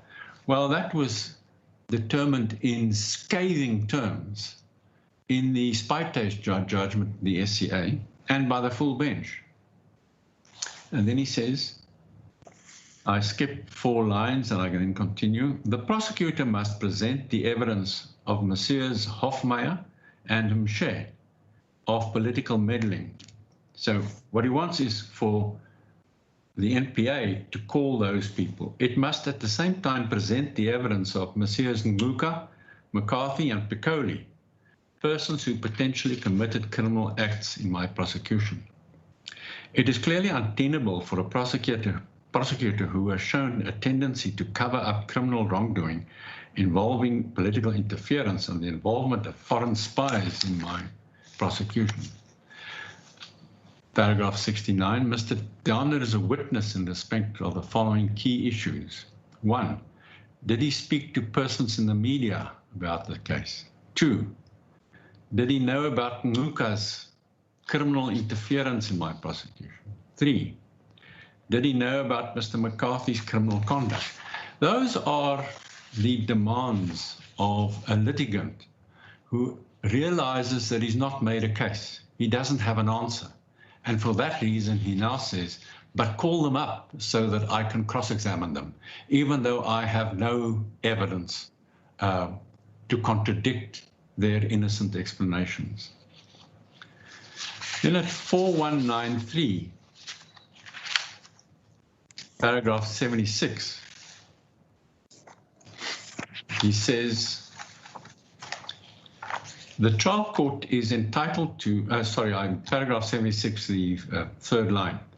The trial court is entitled to and must conduct an evidentiary hearing on the issue of political and intelligence so that the evidence is tested through cross-examination rather than a bald denial as Mr. Downer does. What Mr. Downer denies is the NPA's own version, and for that reason, the issue cannot be resolved simply on the basis of the application, etc. Well, that accusation of political interference, that was the core issue in the spy tapes case. That was the core reason why Mr. Mshe withdrew the charges. That was the withdrawal that Mr. Zuma's counsel conceded in the SCA was an irrational decision.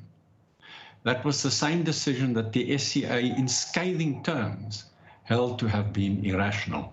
These are the self-same complaints that the accused now wants us to revive.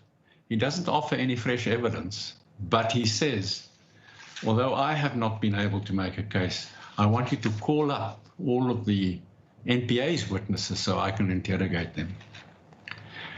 Then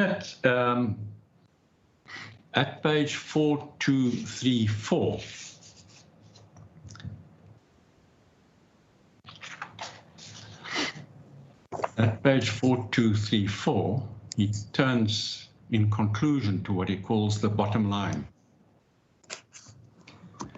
Paragraph 212.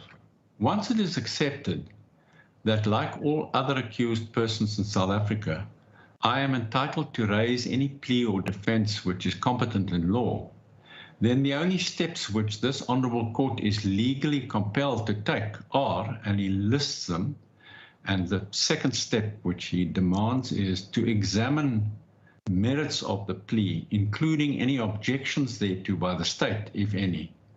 These papers speak to that issue. Well, that may be so, but that doesn't say anything about oral evidence. But then he says in 213, at the hearing of the application, I will seek an order that an evidentiary hearing be conducted on the issues relating to whether evidence of political and intelligence meddling has undermined the state's duty to conduct a fair and impartial hearing. I am advised that it is the trial court that must first purge the infirmities of political and intelligence meddling in my prosecution. Now look at that. We've now left Mr. Downer behind. In the final analysis, this plea has got nothing to do with Mr. Downer. But it is a demand that the court undertake an inquisitorial investigation of a conspiracy theory which has been thoroughly discredited again and again and again. That's the conspiracy theory on which the Mshe decision was based. It is the decision which was scathingly dismissed by the SCA in the spy tapes case. It was the same accusation which Mr. Zuma's counsel conceded was an irrational decision. And the components of that complaint were again raised in the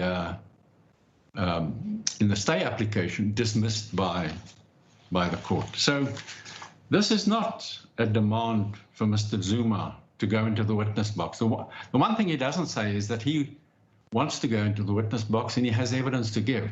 In this hearing, you haven't even heard what evidence it is that Mr. Zuma offers to give. On the contrary, there is no offer to give evidence. There is a demand for an inquisitorial investigation by the court of the conspiracy theories of Mr. Zuma, which have been debunked again and again and again. This application is Stalingrad season 27, and that is all it is. The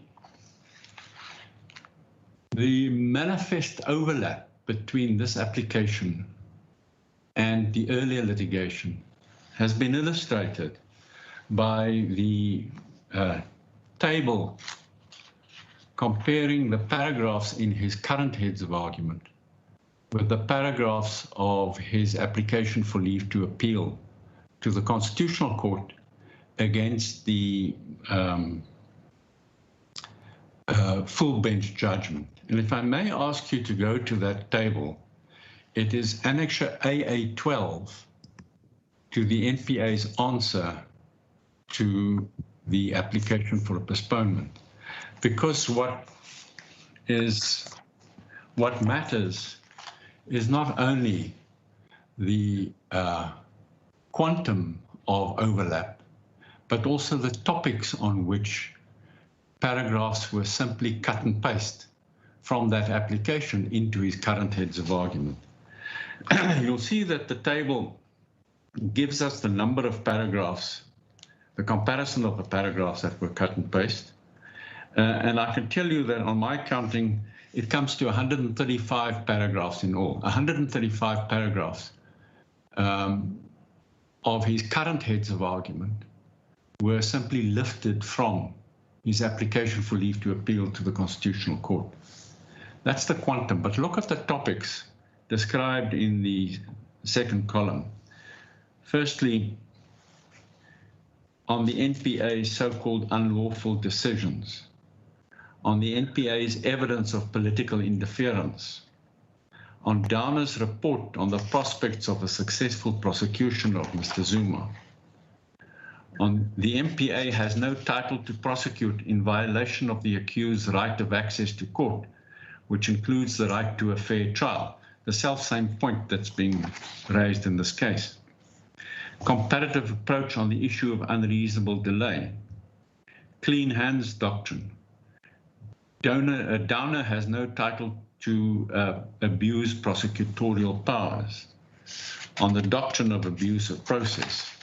So all the core issues on which the accused now relies, and all the core issues on which he now demands an inquisitorial investigation, are the self-same issues which were decided against him by the full bench, and in respect of which he abandoned his application to the Constitutional Court. So that is what he wants. Now, we submit with respect that this special plea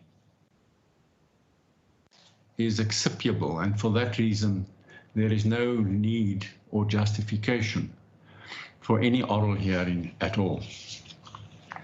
And as I've explained earlier, by acceptable, I mean that under Section 106(1)H, the defense is that the prosecutor has no title to prosecute.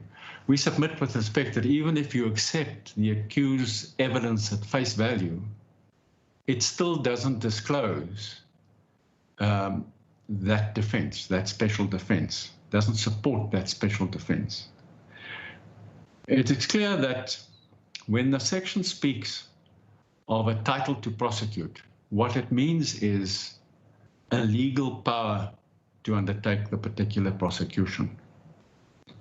Now, that legal power may sometimes vest in a private prosecutor under Section 7 of the Criminal Procedure Act, or in a statutory prosecutor under Section 8 of the Criminal Procedure Act. Or it might sometimes be vested in the National Prosecuting Authority.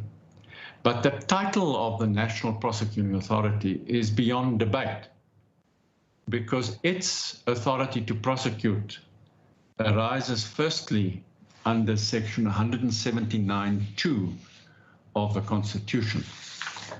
It provides that the prosecuting authority has the power to institute criminal proceedings on behalf of the state and to carry out any necessary functions incidental to instituting criminal proceedings. That's Section 179(2) of the Constitution. That provision is echoed in the NPA Act in Section 20, subsection 1. The power is contemplated in Section 179(2) and all other relevant sections of the Constitution to institute and conduct criminal proceedings on behalf of the state vests in the prosecuting authority and shall, for all purposes, be exercised on behalf of the Republic. So that the power to prosecute, the title to prosecute on behalf of the state, vests in the NPA. And it is for that reason, because the power of the NPA to prosecute is beyond debate, that our courts have held that when Section 106(1)H speaks of a challenge to the title of the prosecutor, it means in the case of a prosecution by the state, not the title of the NPA, but the title of the individual prosecutor. That is what the court held in Ndluli. The case is in our bundle, but if I may just give you the reference again, it's Ndluli v. Wilken, 1991, 1 SA 297, judgment of the Appellate Division, and and the particular passage is at page 306. It is an Afrikaans judgment, but where His Lordship Mr. Justice Ekstein expressly held that when section 106(1)H refers to the prosecutor, the title of the prosecutor, it means the individual prosecutor and not the NPA. So that in this case, the section would allow Mr. Zuma only to challenge the title of Mr. Downer and not the title of the NPA to prosecute. Now, Mr. Zuma's heads of argument argues to the contrary. He argues that it is open to him to challenge the title of the NPA. And more particularly in his heads of argument in paragraphs 62 and 63, he invokes paragraphs from Gardner and Lansdowne, quoted in Ndluli's case, to the effect that section 106(1)H. My Lord. Yes. Yes, Mr. Mpofu. I'm sorry to interrupt my learned friend, but I'm sorry, my Lord, to interrupt my learned friend, but I just want to make it clear that if my learned friend is now referring to the heads in the main argument, that I don't know why this is being allowed, my Lord, because we refuse to deal with the merits of the plea issue. So if he wants to go on and repeat his heads when we have not argued the matter in chief, well, then he's free to do so. But that has got nothing to do with the postponement application. We're certainly not going to argue the trial proceedings today. Yes, no, until the postponement application has been determined. I understand that, but I understood if your Lordship wants to hear, if your Lordship wants to hear it twice now and whenever it happens, well, that's your Lordship's prerogative here. Yes, no, it's not a case of hearing it twice, I think, Mr. Mpofu. I understood the submissions to be made in the context of what is to be challenged and on what can oral evidence be advanced. No, but we're now debating the wherewithal of the section 106(1)H, which is the very thing that we're saying should be postponed. What's the point of that, my Lord? Because that's now being argued by the respondent before the applicant has raised the issue. The postponement is exactly for that purpose. But as I say, for us, we just switch off because we're not going to be entertaining the plea itself today at all. Very well. Okay. Noted. Thank you. Please proceed, Mr. Tringa. Thank you, my Lord. And I think I made it clear, but let me just make it quite clear again. We oppose the postponement because we say the special defense can and should be determined on the papers as they stand. And it's for that reason that I seek to persuade you that the special defense is excipiable in the sense that it is not supported by the evidence on which it is based. In Mr. Zuma's heads of argument, paragraph 62 to 63, he invokes passages from Gardner and Lansdowne, quoted in Ndluli, to the effect that section 106(1)H allows a defense that the state does not have title to prosecute. But that's not so. It is true that those paragraphs are quoted, but His Lordship Mr. Justice Ekstein quoted those views only to reject them. He did not endorse them at all. Mr. Zuma's heads of argument in paragraph 66 also argues that in Phillips v. Botha, His Lordship Mr. Justice Hoekstra held that section 106(1)H allows a plea of abuse of process. But that is also, with respect, not so. Phillips and Botha was a case about a private prosecutor. And the court there said that a private prosecutor does not have title to prosecute if, in fact, he purports to prosecute privately under Section 7, but in fact pursues a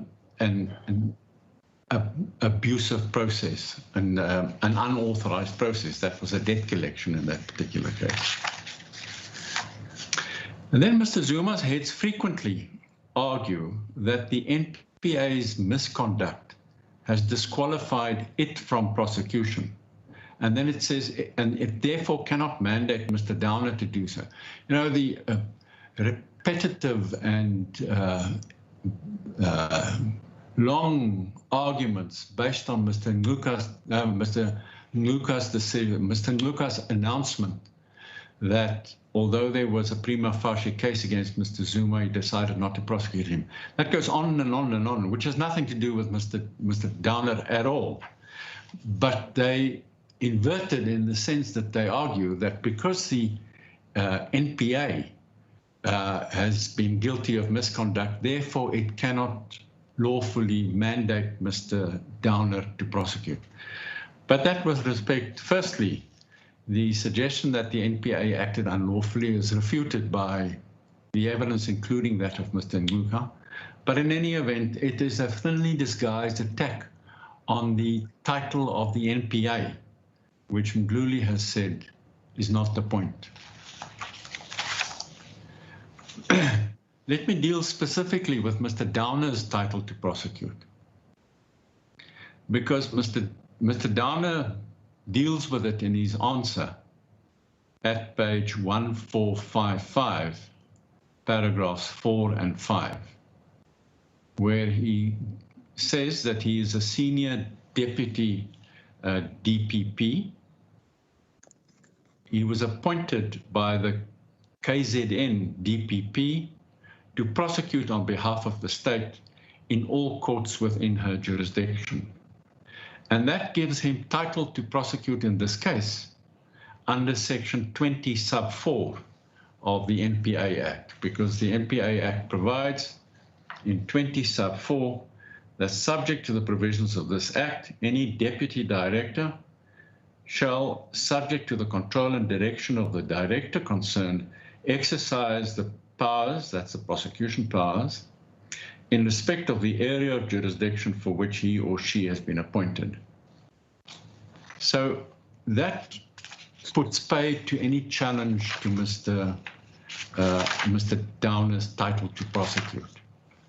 Now, the attack they make on Mr. Downer, for what it is worth, is an attack on his independence and impartiality. And such an attack is a permissible attack, but not under section 106(1)H. It's got nothing to do with Mr. Downer's title to prosecute, with his locus standi. And that was so held by the SCA in the case of Porritt. That is,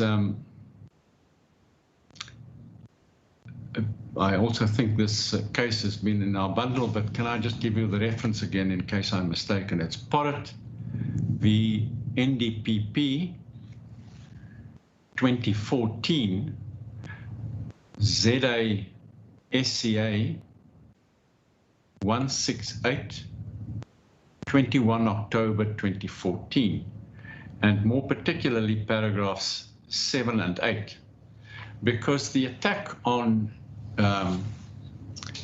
the prosecutor in that case by Mr. Porritt was an attack on the impartiality and independence of the prosecutor.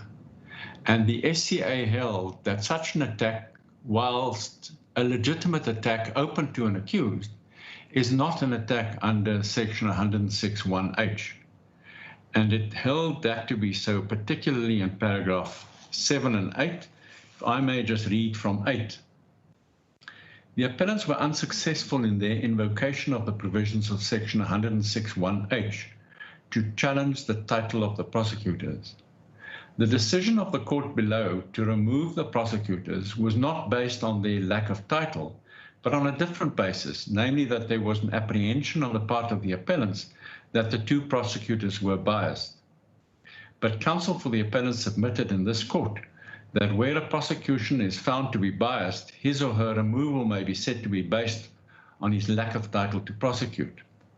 The appellants were therefore entitled to demand an acquittal in terms of Section 104. That was the argument that was raised. The court said of that, in my view, that cannot be so. It was not necessary for the appellants to place reliance on Section 106(1)(h for their application for the removal of the prosecutor on the basis that they were biased. The appellants did not have to tender a plea in order to place that objection before the court. I conclude that the removal of the prosecutor was not grounded on a lack of title in Section 106(1)(h of the CPA. So even if there is a good attack on Mr. Downer's independence and impartiality, that attack is not an attack available to the accused under Section 106(1)(h, and that attack would not support such a defense. And that was also, that same principle was upheld by the High Court in the very recent judgment of Musa. That's the judgment of His Lordship Mr. Justice Strydom. It is SV Musa, 2021, ZAGP JHC 61, judgment handed down on 19 May 2021. It is in our supplementary bundle. Yes, I have a copy, thanks. At page 79. If I may just emphasize paragraphs 99 to 102 of that judgment, because the court there held that the prosecutor in that case had been guilty of very, very improper conduct to the prejudice of the accused, but held still that that did not go to title to prosecute. That was a breach of the accused's right to a fair trial, but it didn't go to title to prosecute.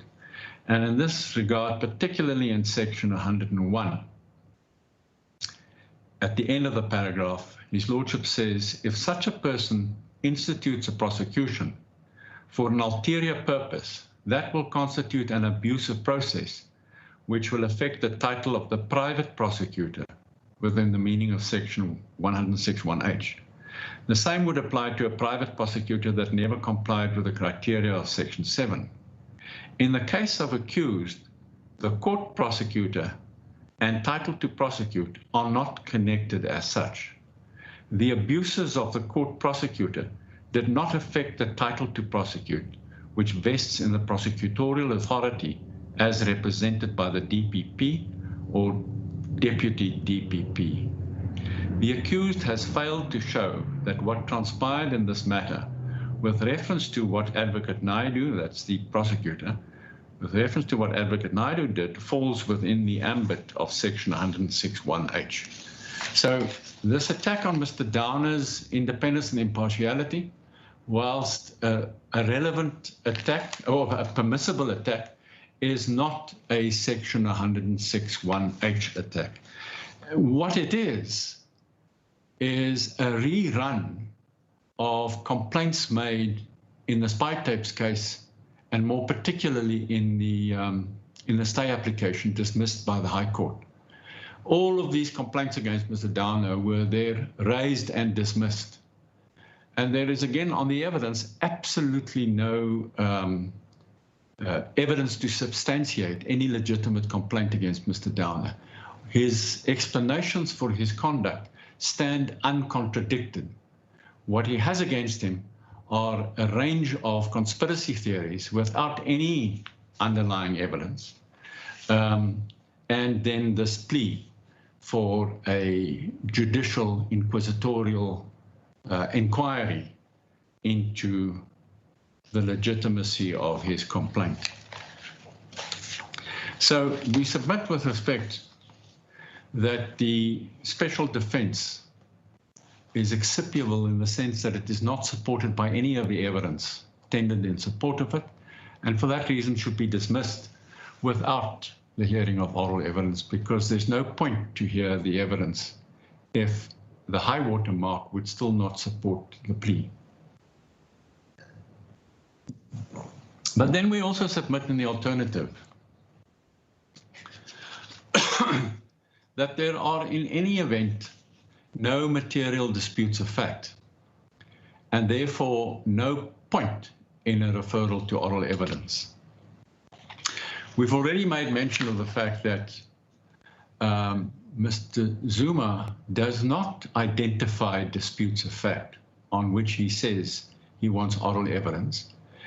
He fires a shotgun approach, which says, I might not have made a case, but I want the court to undertake a broad investigation into all my conspiracy theories. And in order to do that investigation, it wants Mr. Downer and all of the state witnesses to be called up for interrogation. Well, that is not what oral evidence is about. An accused doesn't have a right, without any foundation in fact, to demand that a series of state officials be called up for his interrogation and his attempt to make a case where none existed before.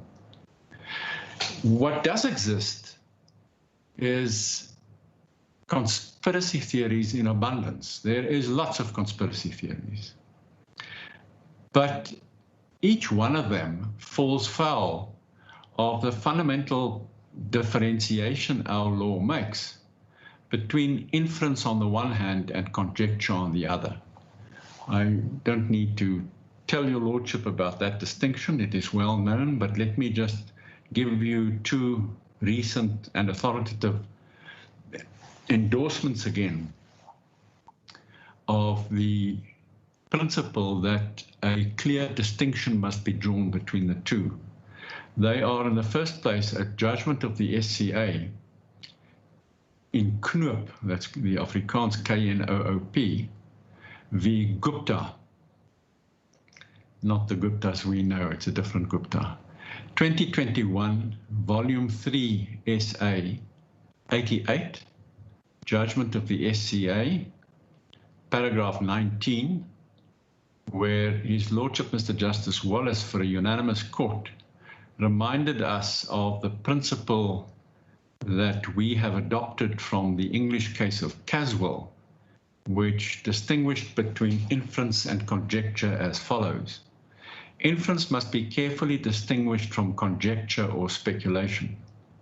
There can be no inference unless there are objective facts from which to infer other facts which it is sought to establish. But if there are no positive proved facts from which the inference can be made, the method of inference fails, and what is left is mere speculation or conjecture. That principle was also endorsed by the Constitutional Court in a case of Gavric, that's G-A-V-R-I-C, Gavric v. Refugee Status Determination Officer, 2019, Volume 1, SA, 21, Judgment of the Constitutional Court, paragraph 115, and more particularly footnote 115. And we submit with respect that that is all there is.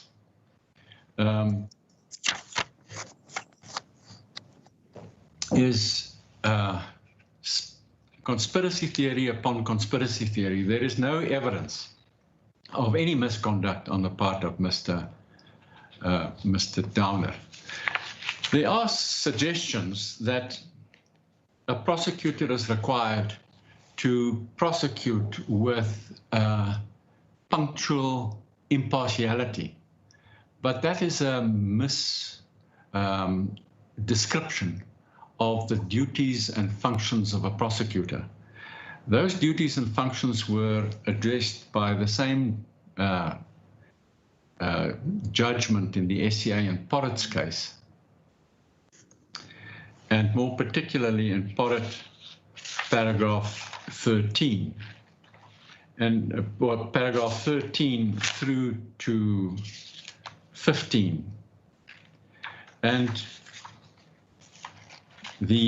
I won't recite it here, but the point the court made, the obvious point the court made, is that the prosecutor is the representative of the state in an adversarial contest. and he is required in that capacity to vigorously pursue the state's case to the best of his ability. He does have a duty to do so properly and fairly to the accused, but it is his, not only is he permitted to be partial, he's required to be partial because he's required to advance the case for the one side in an adversarial process. So merely to suggest that Mr. Downer at times, for instance, advised that Mr. Zuma should be prosecuted because there is ample evidence of his guilt, is not to identify any impropriety. But Mr. Dringo, would that affect his title to prosecute? No, or is it a separate ground to remove him? No, it's a separate ground to remove him. So we submit, and insofar as their case is, their fundamental case is that Mr. Downer was impermissibly partial. Our answer is twofold. Firstly, that doesn't go to title at all. But we also submit you have not made a case of unlawful partiality in any event, even if it were to go to title. So even if they are correct in their argument that you should interpret title more broadly to extend not only to formal title to prosecute, but also prosecutorial conduct, even if that argument, ill-founded as it might be, were to be accepted, Mr. Downer has in any event not been guilty of any misconduct at all. And we here, my Lord, just come back again. On those issues are the very stuff that the spy tapes case was based on, and that the application for a permanent stay in the full bench was based on. Those were the complaints that underpinned those two cases. Those complaints have been dismissed by those two courts. We submit with respect for good reason, and that this court should do the same. So, in conclusion, my Lord, there's no point to any oral evidence. The application, the special plea, special defense under 161H can and should be decided on the papers as they stand for three reasons. The first is that the evidence does not support the defense in that it doesn't go to title. The second is that there are in any event no material facts in dispute between the parties. And the third is that the self-same complaints have been dismissed again and again. So that there is no justification for any oral evidence, least of all for the freewheeling, wide judicial inquiry demanded by Mr. Zuma. And for that reason, there is no need for any oral evidence. Given that there is no need for any oral evidence, it is lawful and permissible for your lordship to decide the case on this virtual platform today. If you were to hold against us that oral evidence is required, then we would accept that you can't decide the special defense today and that we would have to come back another day for oral evidence. But we submit that oral evidence is not necessary, and we ask for that reason, firstly, that you dismiss the application for a postponement, but secondly also that you dismiss the special defense raised under section 106(1)H. My Lord, subject to your lordship's questions, those are our submissions. Mr. Tringrove, the last submission that you made, that I also dismissed the section 106(1)H defense. Well, that was really still the hearing that was being contemplated. No, the matter was set down for hearing today. It is only the application for a postponement that then sought to defeat the hearing. But there's no reason for you to allow the application for a postponement to defeat the main item on the agenda for today, and that is the application for the determination of the special defense. But Mr. Mpofu has now addressed his comments to me on the application, the adjournment application or the postponement application. Yeah. He hasn't addressed any submissions on the merits of the section 106 and the interpretation of what is meant by title, whether it should have a more restricted meaning or a wider meaning. I understood when you referred to that, to advance the case that it is your contention, the state's contention, that oral evidence as a reason for a postponement shouldn't be countenanced because you say, well, it won't take the merits any further. No, indeed, that is so, my lord, but the corollary is the moment you deny the postponement, well, then the main order of business today is the special defense. And that's why I submitted to you that you should refuse the postponement and deal with today's agenda, which is the special defense. My learned friend chooses not to address it, well, then that's his choice. But we insist that you proceed with the main order of business today and not allow yourself to be prevented from doing so merely because the other side have launched an ill-fated application for postponement that should be dismissed.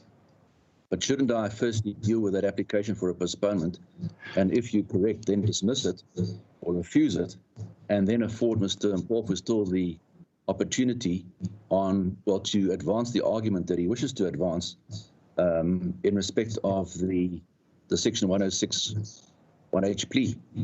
Well, yes. And the factual basis advanced in the affidavit, because as he interjected earlier, he hasn't addressed that issue.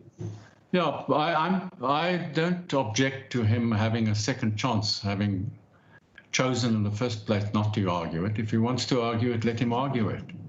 But what he should not be allowed to do is to enforce a de facto postponement merely by arguing only his application for a postponement and nothing else. And with respect, your lordship may address the matter in one of two ways. You may either hear us on the postponement and decide it, and then invite us to address the merits, or your lordship may, and I would submit more conveniently, require both of us to argue both matters, both a postponement and the merits, because then you don't have to rule on the postponement straight away before going into the debates on the merits.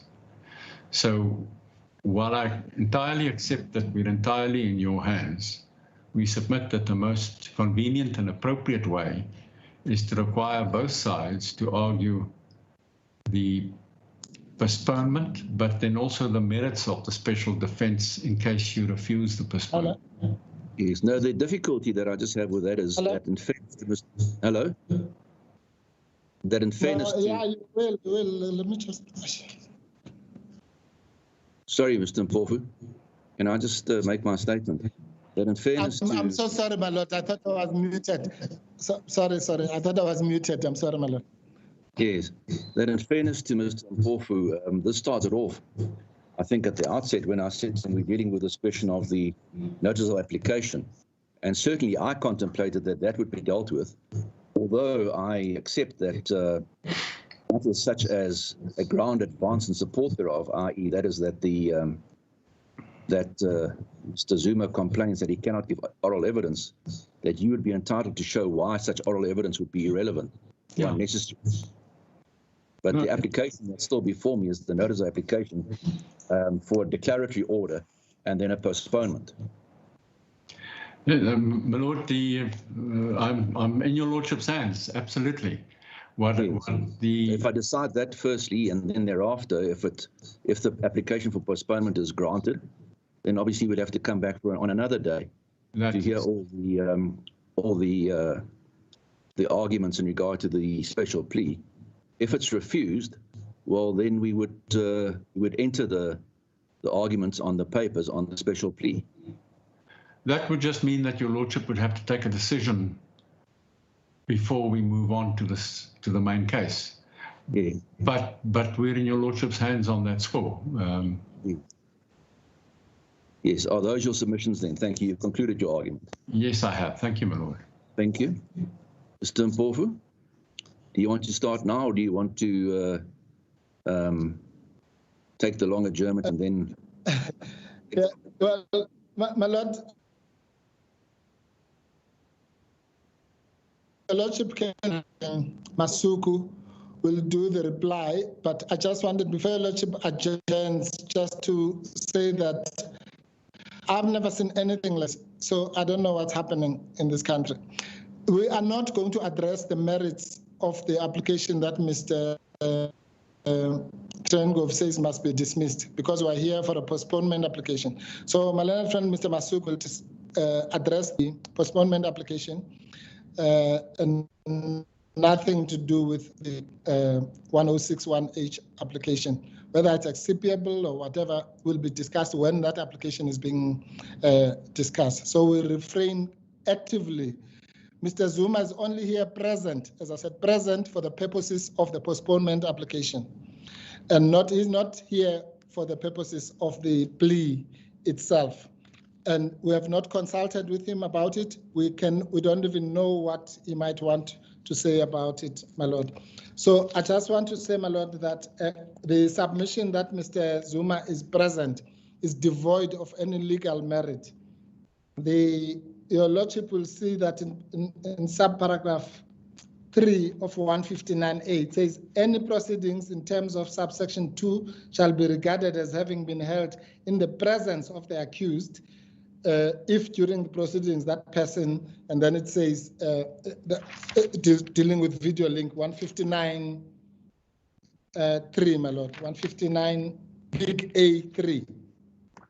So it's only in those circumstances that the presence is deemed by the law. There's no similar provision in relation to the trial itself, which is the point we've been at pains to make. This has nothing to do with oral evidence. Whether oral evidence will be led or not, we are now in the trial proper. So the issue about oral evidence is secondary. I don't know why we've been listening to it for 2 hours, because that's not the issue.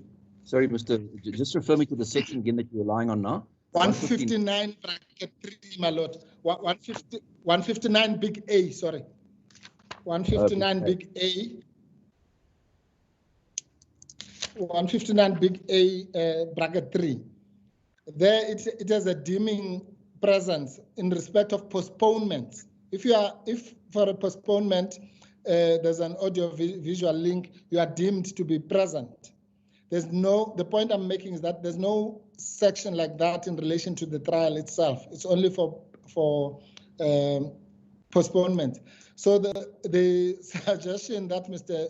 Zuma is present is absurd and has no foundation in law. And if and when the 1061H matter is being discussed, then he will be present if he consents to be present, or if he's able to talk to his lawyers and so on.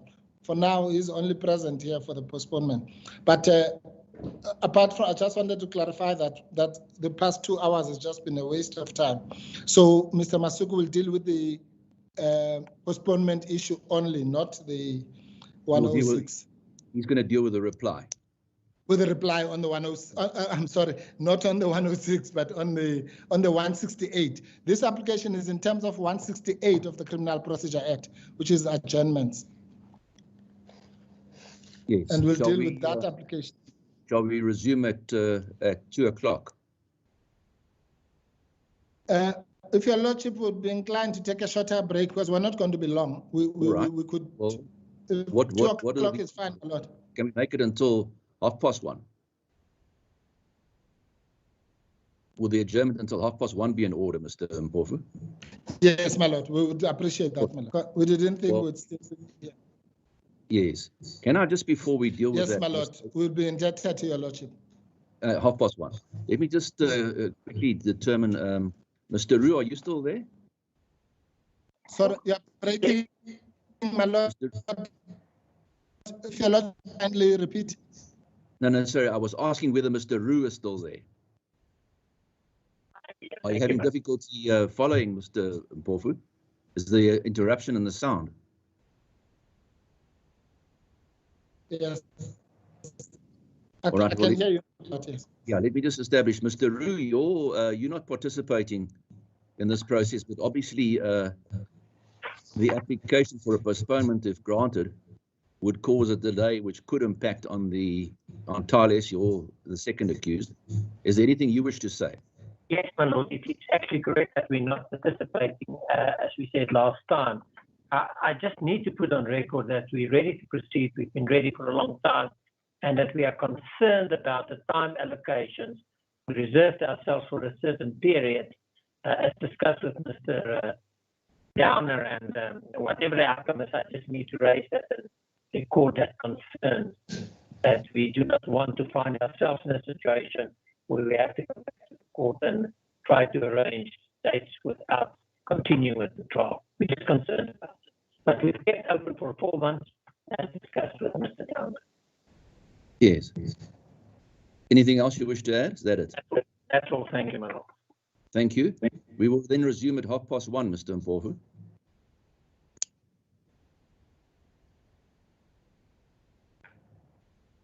Mr. Mpofu, we will then resume at 1:30. Court, please, my lord. Thank you. Yes, we will adjourn then. Yes, my lord. Yes, my lord. We're indebted to your lordship. Thank you. Thank you, my lord.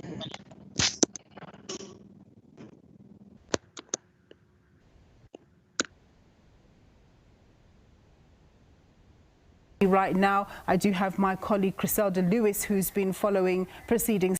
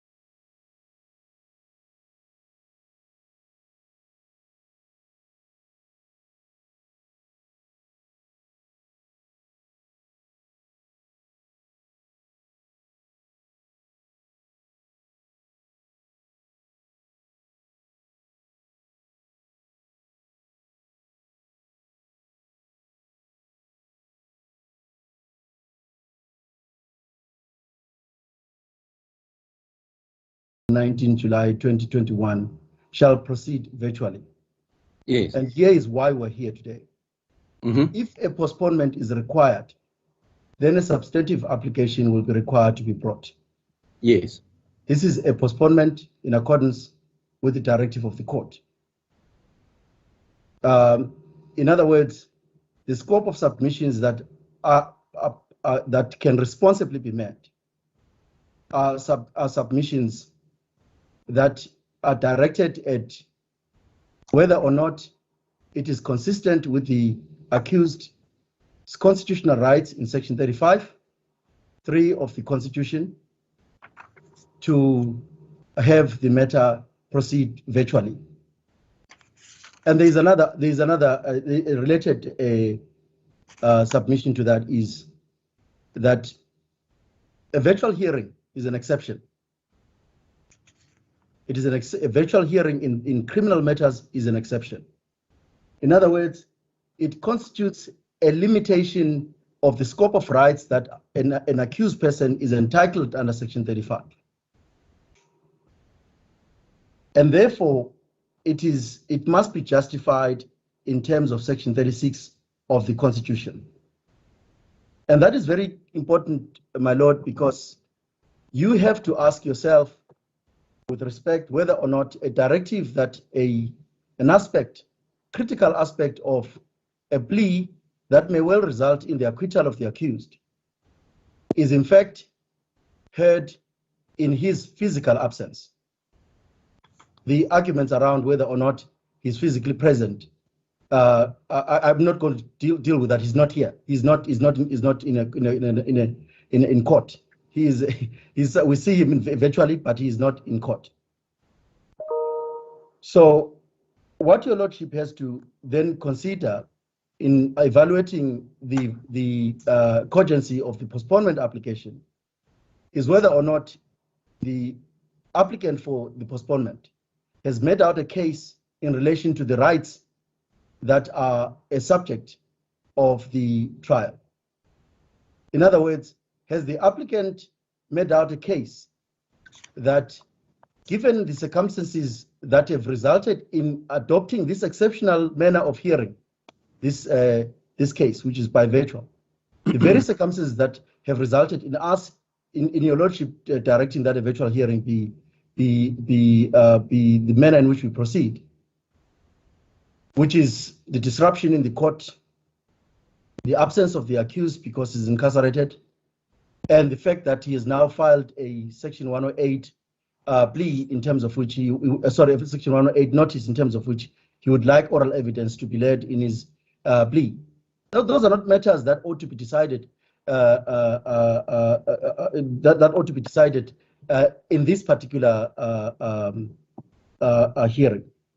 What has to be decided here is whether or not, in terms of Section 36, the less restrictive means to achieve the purpose of the trial, the purpose of the hearing of the plea, is more appropriate, and the less restrictive means is a postponement. And my Lord, you have to ask yourself, in the arguments that were advanced by my learned friend for the NPA, Mr. Trencroft, not once did he refer to the prejudice that the state would suffer if there is a 1 or 2 or 3 weeks postponement. Not one allegation I can recall him making, in terms of which he said the administration of justice would be undermined if a postponement of 1 or 2 weeks is granted in order to ensure that the ideal constitutional conditions for conducting this particular trial are achieved. Yes. Not once. So we would ask that in determining this application, confine yourself with respect to whether or not a case for a postponement has been made out. By reference to the rights that the applicant for postponement is asserting.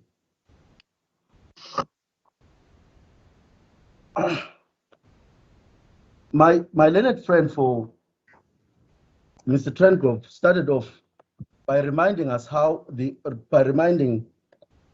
us although irrelevant, is tried to remind us, or rather reminded us, what the state's obligations are in relation to the prosecution of crime, not just corruption, but crime. That takes the matter nowhere.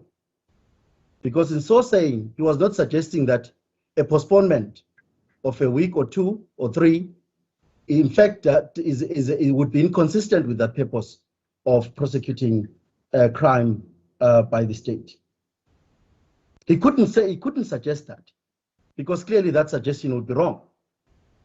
But in explaining what the duties of the state to prosecute corruption are, he did not refer, Your Lordship, to any provisions in the Constitution that govern how that prosecution must take place.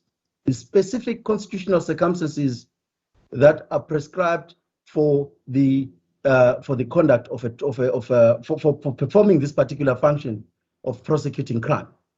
And Your Lordship, I would suggest that Your Lordship refers to Section 7 of the Constitution, which binds not just the NPA, but binds the court as well. Section 7 of the Constitution, Section 7.2 of the Constitution, which says that the state must give effect, the state must respect, protect, promote, and fulfill the rights in the Bill of Rights. One must ask whether the NPA's conduct in opposing this postponement, which is not an opposition that appears to be reasonable, because this is not a postponement intended to frustrate the hearing of the conduct of the trial. We're already in the trial. The state is already prosecuting Mr. Zuma. He has already pleaded to the charges. What we need to do is to infuse in our procedural options the requirement of respect, of protecting and promoting and fulfilling the right in Section 35, of the Constitution. My Lord, I would urge that you also look at Section 8, which binds Your Lordship, which says that the Bill of Rights applies to all law and binds the legislature, the executive, and the judiciary. That means that Your Lordship, in making a deviation from the normal procedure in prosecutions, that they are bound to look at whether that deviation in terms of the procedure has the most important attribute, which is the protection of the rights of the accused, or the protection of the integrity of the prosecution itself, the constitutional integrity of the prosecution itself. And with respect, we would say that in the circumstances where Your Lordship has invited parties who wish to ask for a postponement to do so, and to set out the basis on which that postponement should be granted, if Your Lordship does go that far. It is expected that Your Lordship would then weigh the procedural option of postponing the application with due regard to the rights of the accused. Does a postponement give effect to the rights of the accused person, in the sense that the accused person would be tried in the constitutionally ideal or prescribed conditions, where he's present in court, where he's able to consult with his lawyers his lawyers, and where he is able to follow both the legal and the factual arguments, the basis on which an acquittal is being sought in this particular case. So it doesn't help to suggest, to find a constitutional basis on which a virtual hearing should be justified under these circumstances. An accused person says, I am not prejudiced if you postpone for 2 or 3 weeks. I'm not prejudiced. The state doesn't say he's prejudiced. The state does not say it is prejudiced. The state does not say the court is prejudiced. In fact, the court itself says, invites parties who wish to have this matter postponed to actually bring an application for postponement. In those circumstances, the only question that the court must consider is to weigh a virtual hearing, its advantages and its disadvantages vis-a-vis a postponement. What are the advantages of a virtual hearing? As far as the advantages from listening to my learned friend, the advantages are that the matter is going to be expedited. In fact, if your lordship were to dismiss this application on the basis of what the NPA says, you'd be dismissed it on the basis really that this application for postponement is another attempt, which is also false, another attempt by the accused to delay the prosecution. This case has been on the national scene for over 15 years, and the greatest part of the delays have been the state's handling of the case.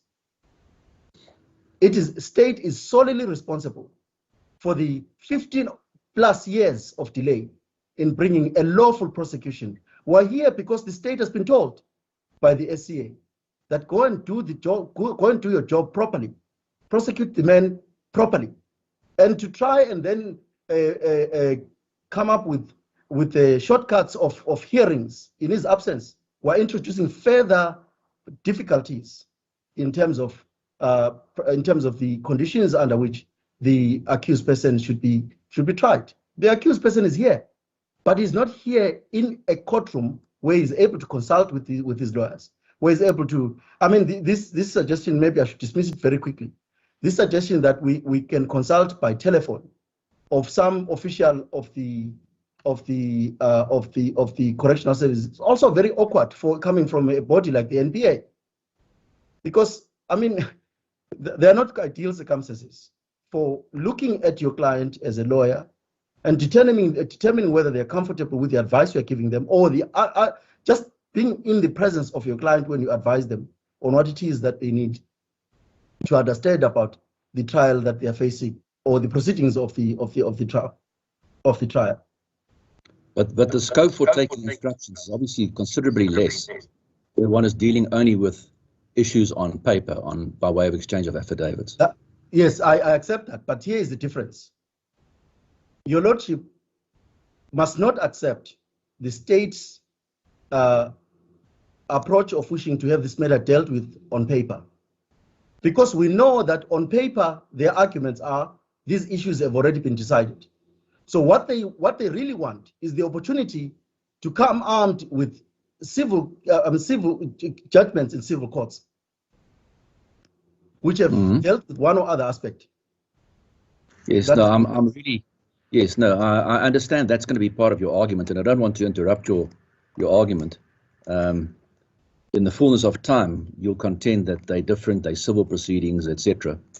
But I was raising it at the level of that inability to consult with your client is different where the matter is being argued on papers as opposed to a trial. No, this is the answer I was trying to give, my lord. Perhaps I was inelegant in giving the answer. Let me try again. And maybe I needed a bit of water to do that. But here is the answer that I'm trying to give to your lordship. Firstly, it is wrong that there are no disputes of fact. This case is heavily disputed. Mr. Downer's entire premise is that there is no prosecutorial misconduct, the nature of which has undermined the fair trial rights of Mr. Zuma. If we are right that there is enough evidence coming from the NPA itself that the nature of the misconduct, properly tried, properly tested, is such that the fair trial rights have been violated, we would be entitled to an acquittal. We would be entitled to have the court say, NPA, the evidence that I have here is so bad, and the evidence you have, my lord, just on the papers, is such that that should horrify any accused person completely. So, I think the point that is, my lord, I would really, I do want to make my submissions on the question that you asked me, whether or not there is a problem with the consultation. The applicant for a postponement is entitled to follow the legal arguments that are made in court, to follow the legal arguments not just virtually, to be able at an instant to ask the lawyers a particular question relating to an argument being made. these arguments on paper are not argued. These are not legal arguments only. The arguments that that contain facts that are disputed, heavily disputed facts. To try and strip things and say, well, he's entitled only to hear virtually legal arguments in a trial is to suggest that where legal arguments are being made with the potency of getting an acquittal on the basis of those legal arguments, he's not supposed to be there. With respect, that would not be correct. He's entitled to be present in court to follow the arguments that are being made, whether they're factual arguments or legal arguments, whether they're on paper or they're not on paper. He's entitled to sit with his lawyers to follow what is going on in a courtroom. He's also, my lord, with respect, entitled to watch the bench to see how the court is responding to the various arguments that are being made and to make his own assessment of where the case may be going. Like, for example, when a court says to counsel, with respect, that argument is absurd, right? And I'm not saying that's what you should be saying, but I'm just saying in the engagement between counsel and the bench, the court is entitled to test the propositions of counsel by putting strong views about a particular position. An accused person is entitled to watch, not through TVs and computer screens, to look the bench in the eye, as they would put it, to look and see where that bench is leaning towards. Based on it, to say to his counsel, listen, I don't think he's going that direction. Can you make that submission that I told you about earlier on when we consulted? There and there. Right now, if you wanted to give me an instruction to say abandon this application, we would have to stop this entire proceeding in order to do that. That's not the ideal constitutional framework in terms of which accused persons in South Africa are tried or elsewhere in the world. So I would say that there's also another reason, my lord, why you need to reevaluate your directive and order a postponement. It is because we are aware, and this was a submission made or a view expressed by the NPA regarding the conduct, bringing witnesses virtually to testify against the applicant. The applicant in this postponement knows that. He knows that there is an attempt by the NPA to bring witnesses virtually. And that application will come at some point during the hearing, when the overseas witnesses need to come here and there's corona and there are problems. They are going to be coming back to your lordship to say, we need this witness to hear this, to give this evidence orally. That is a problem. And if your lordship allows the virtual hearing now, why should we not allow a virtual hearing to be conducted in terms of the whole trial? The whole trial can be done virtually. No, every witness and every instance will have to be dealt with separately on its merits. Yes, but we know. There's not going to be. You can accept, Mr. Masuku, that if a virtual hearing is allowed at one point, then it doesn't necessarily mean it's going to be followed throughout. Yes, no, I accept that, but I'm just saying that your lordship would have created a precedence through a directive that suggests that it is okay to conduct a trial without the rigorous requirements that are set out in the Constitution. And lordship actually raises that in the first letter, where lordship invites us to make submissions. It's acutely aware of the baseline requirements for conducting a trial. And your lordship says, no, we are faced with circumstances that may require us to be creative. But when we are being creative, we have to be creative and lean towards protecting the rights of the accused person. The state will not suffer any prejudice. Mr. Downer's scheme of wanting to prosecute this case will not wane because there's a 3 month postponement, or sorry, a 3-week postponement of this case. The NPA is and when I say his team, I don't mean to be vicious, but I do mean that his determination, and you can see that he's the one filing affidavits, even in this particular postponement application. He really wants to prosecute this case. And I don't understand why that cannot be done after 3 weeks when the matter is postponed. Why that arguments cannot be made after 3 weeks. So we're saying, your lordship, consider the scope of your ruling. in terms of the directive you gave. Evaluate the state's submission relating to the actual plea itself, in terms of which you are now being asked to dismiss the plea, to dismiss the application to have oral evidence led, and basically to decide against to decide the issues of the plea, because that is not the scope of the directive that your lordship gave. Your directive was merely on the postponement itself. Sorry, on the postponement itself. Yes, the directive was that we should, if anybody wants a postponement, that should be filed. That should be provided on a substantive application. That's what we're about here. But that was now for a postponement of the hearing that would take place virtually. Yes. So your lordship interposed that procedural, that determination of a hearing on the merits by suggesting that anybody who wanted a postponement could do so. And by just reading through that meant that you would not determine whether or not the plea is good or bad. Yes, and that's why, if the postponement is granted. If the postponement is granted, well, if the postponement is granted, but it obviously meant that your lordship would accept that a substantive application of a postponement, particularly in the terms that we have set out, would be a postponement in terms of which serious submissions would be made relating to the constitutional implications of the directive to hear this matter virtually. And we have raised that aspect of whether or not the directive does meet the Section 36 requirement. Yes. And we say it doesn't, because it is a deviation from the normal. It does not meet the requirements of Section 36, because your lordship will know from the arguments made on behalf of Mr. Zuma that in terms of Section 36, the limitation must be reasonable and justified in an open and democratic society based on human dignity. There is no dignity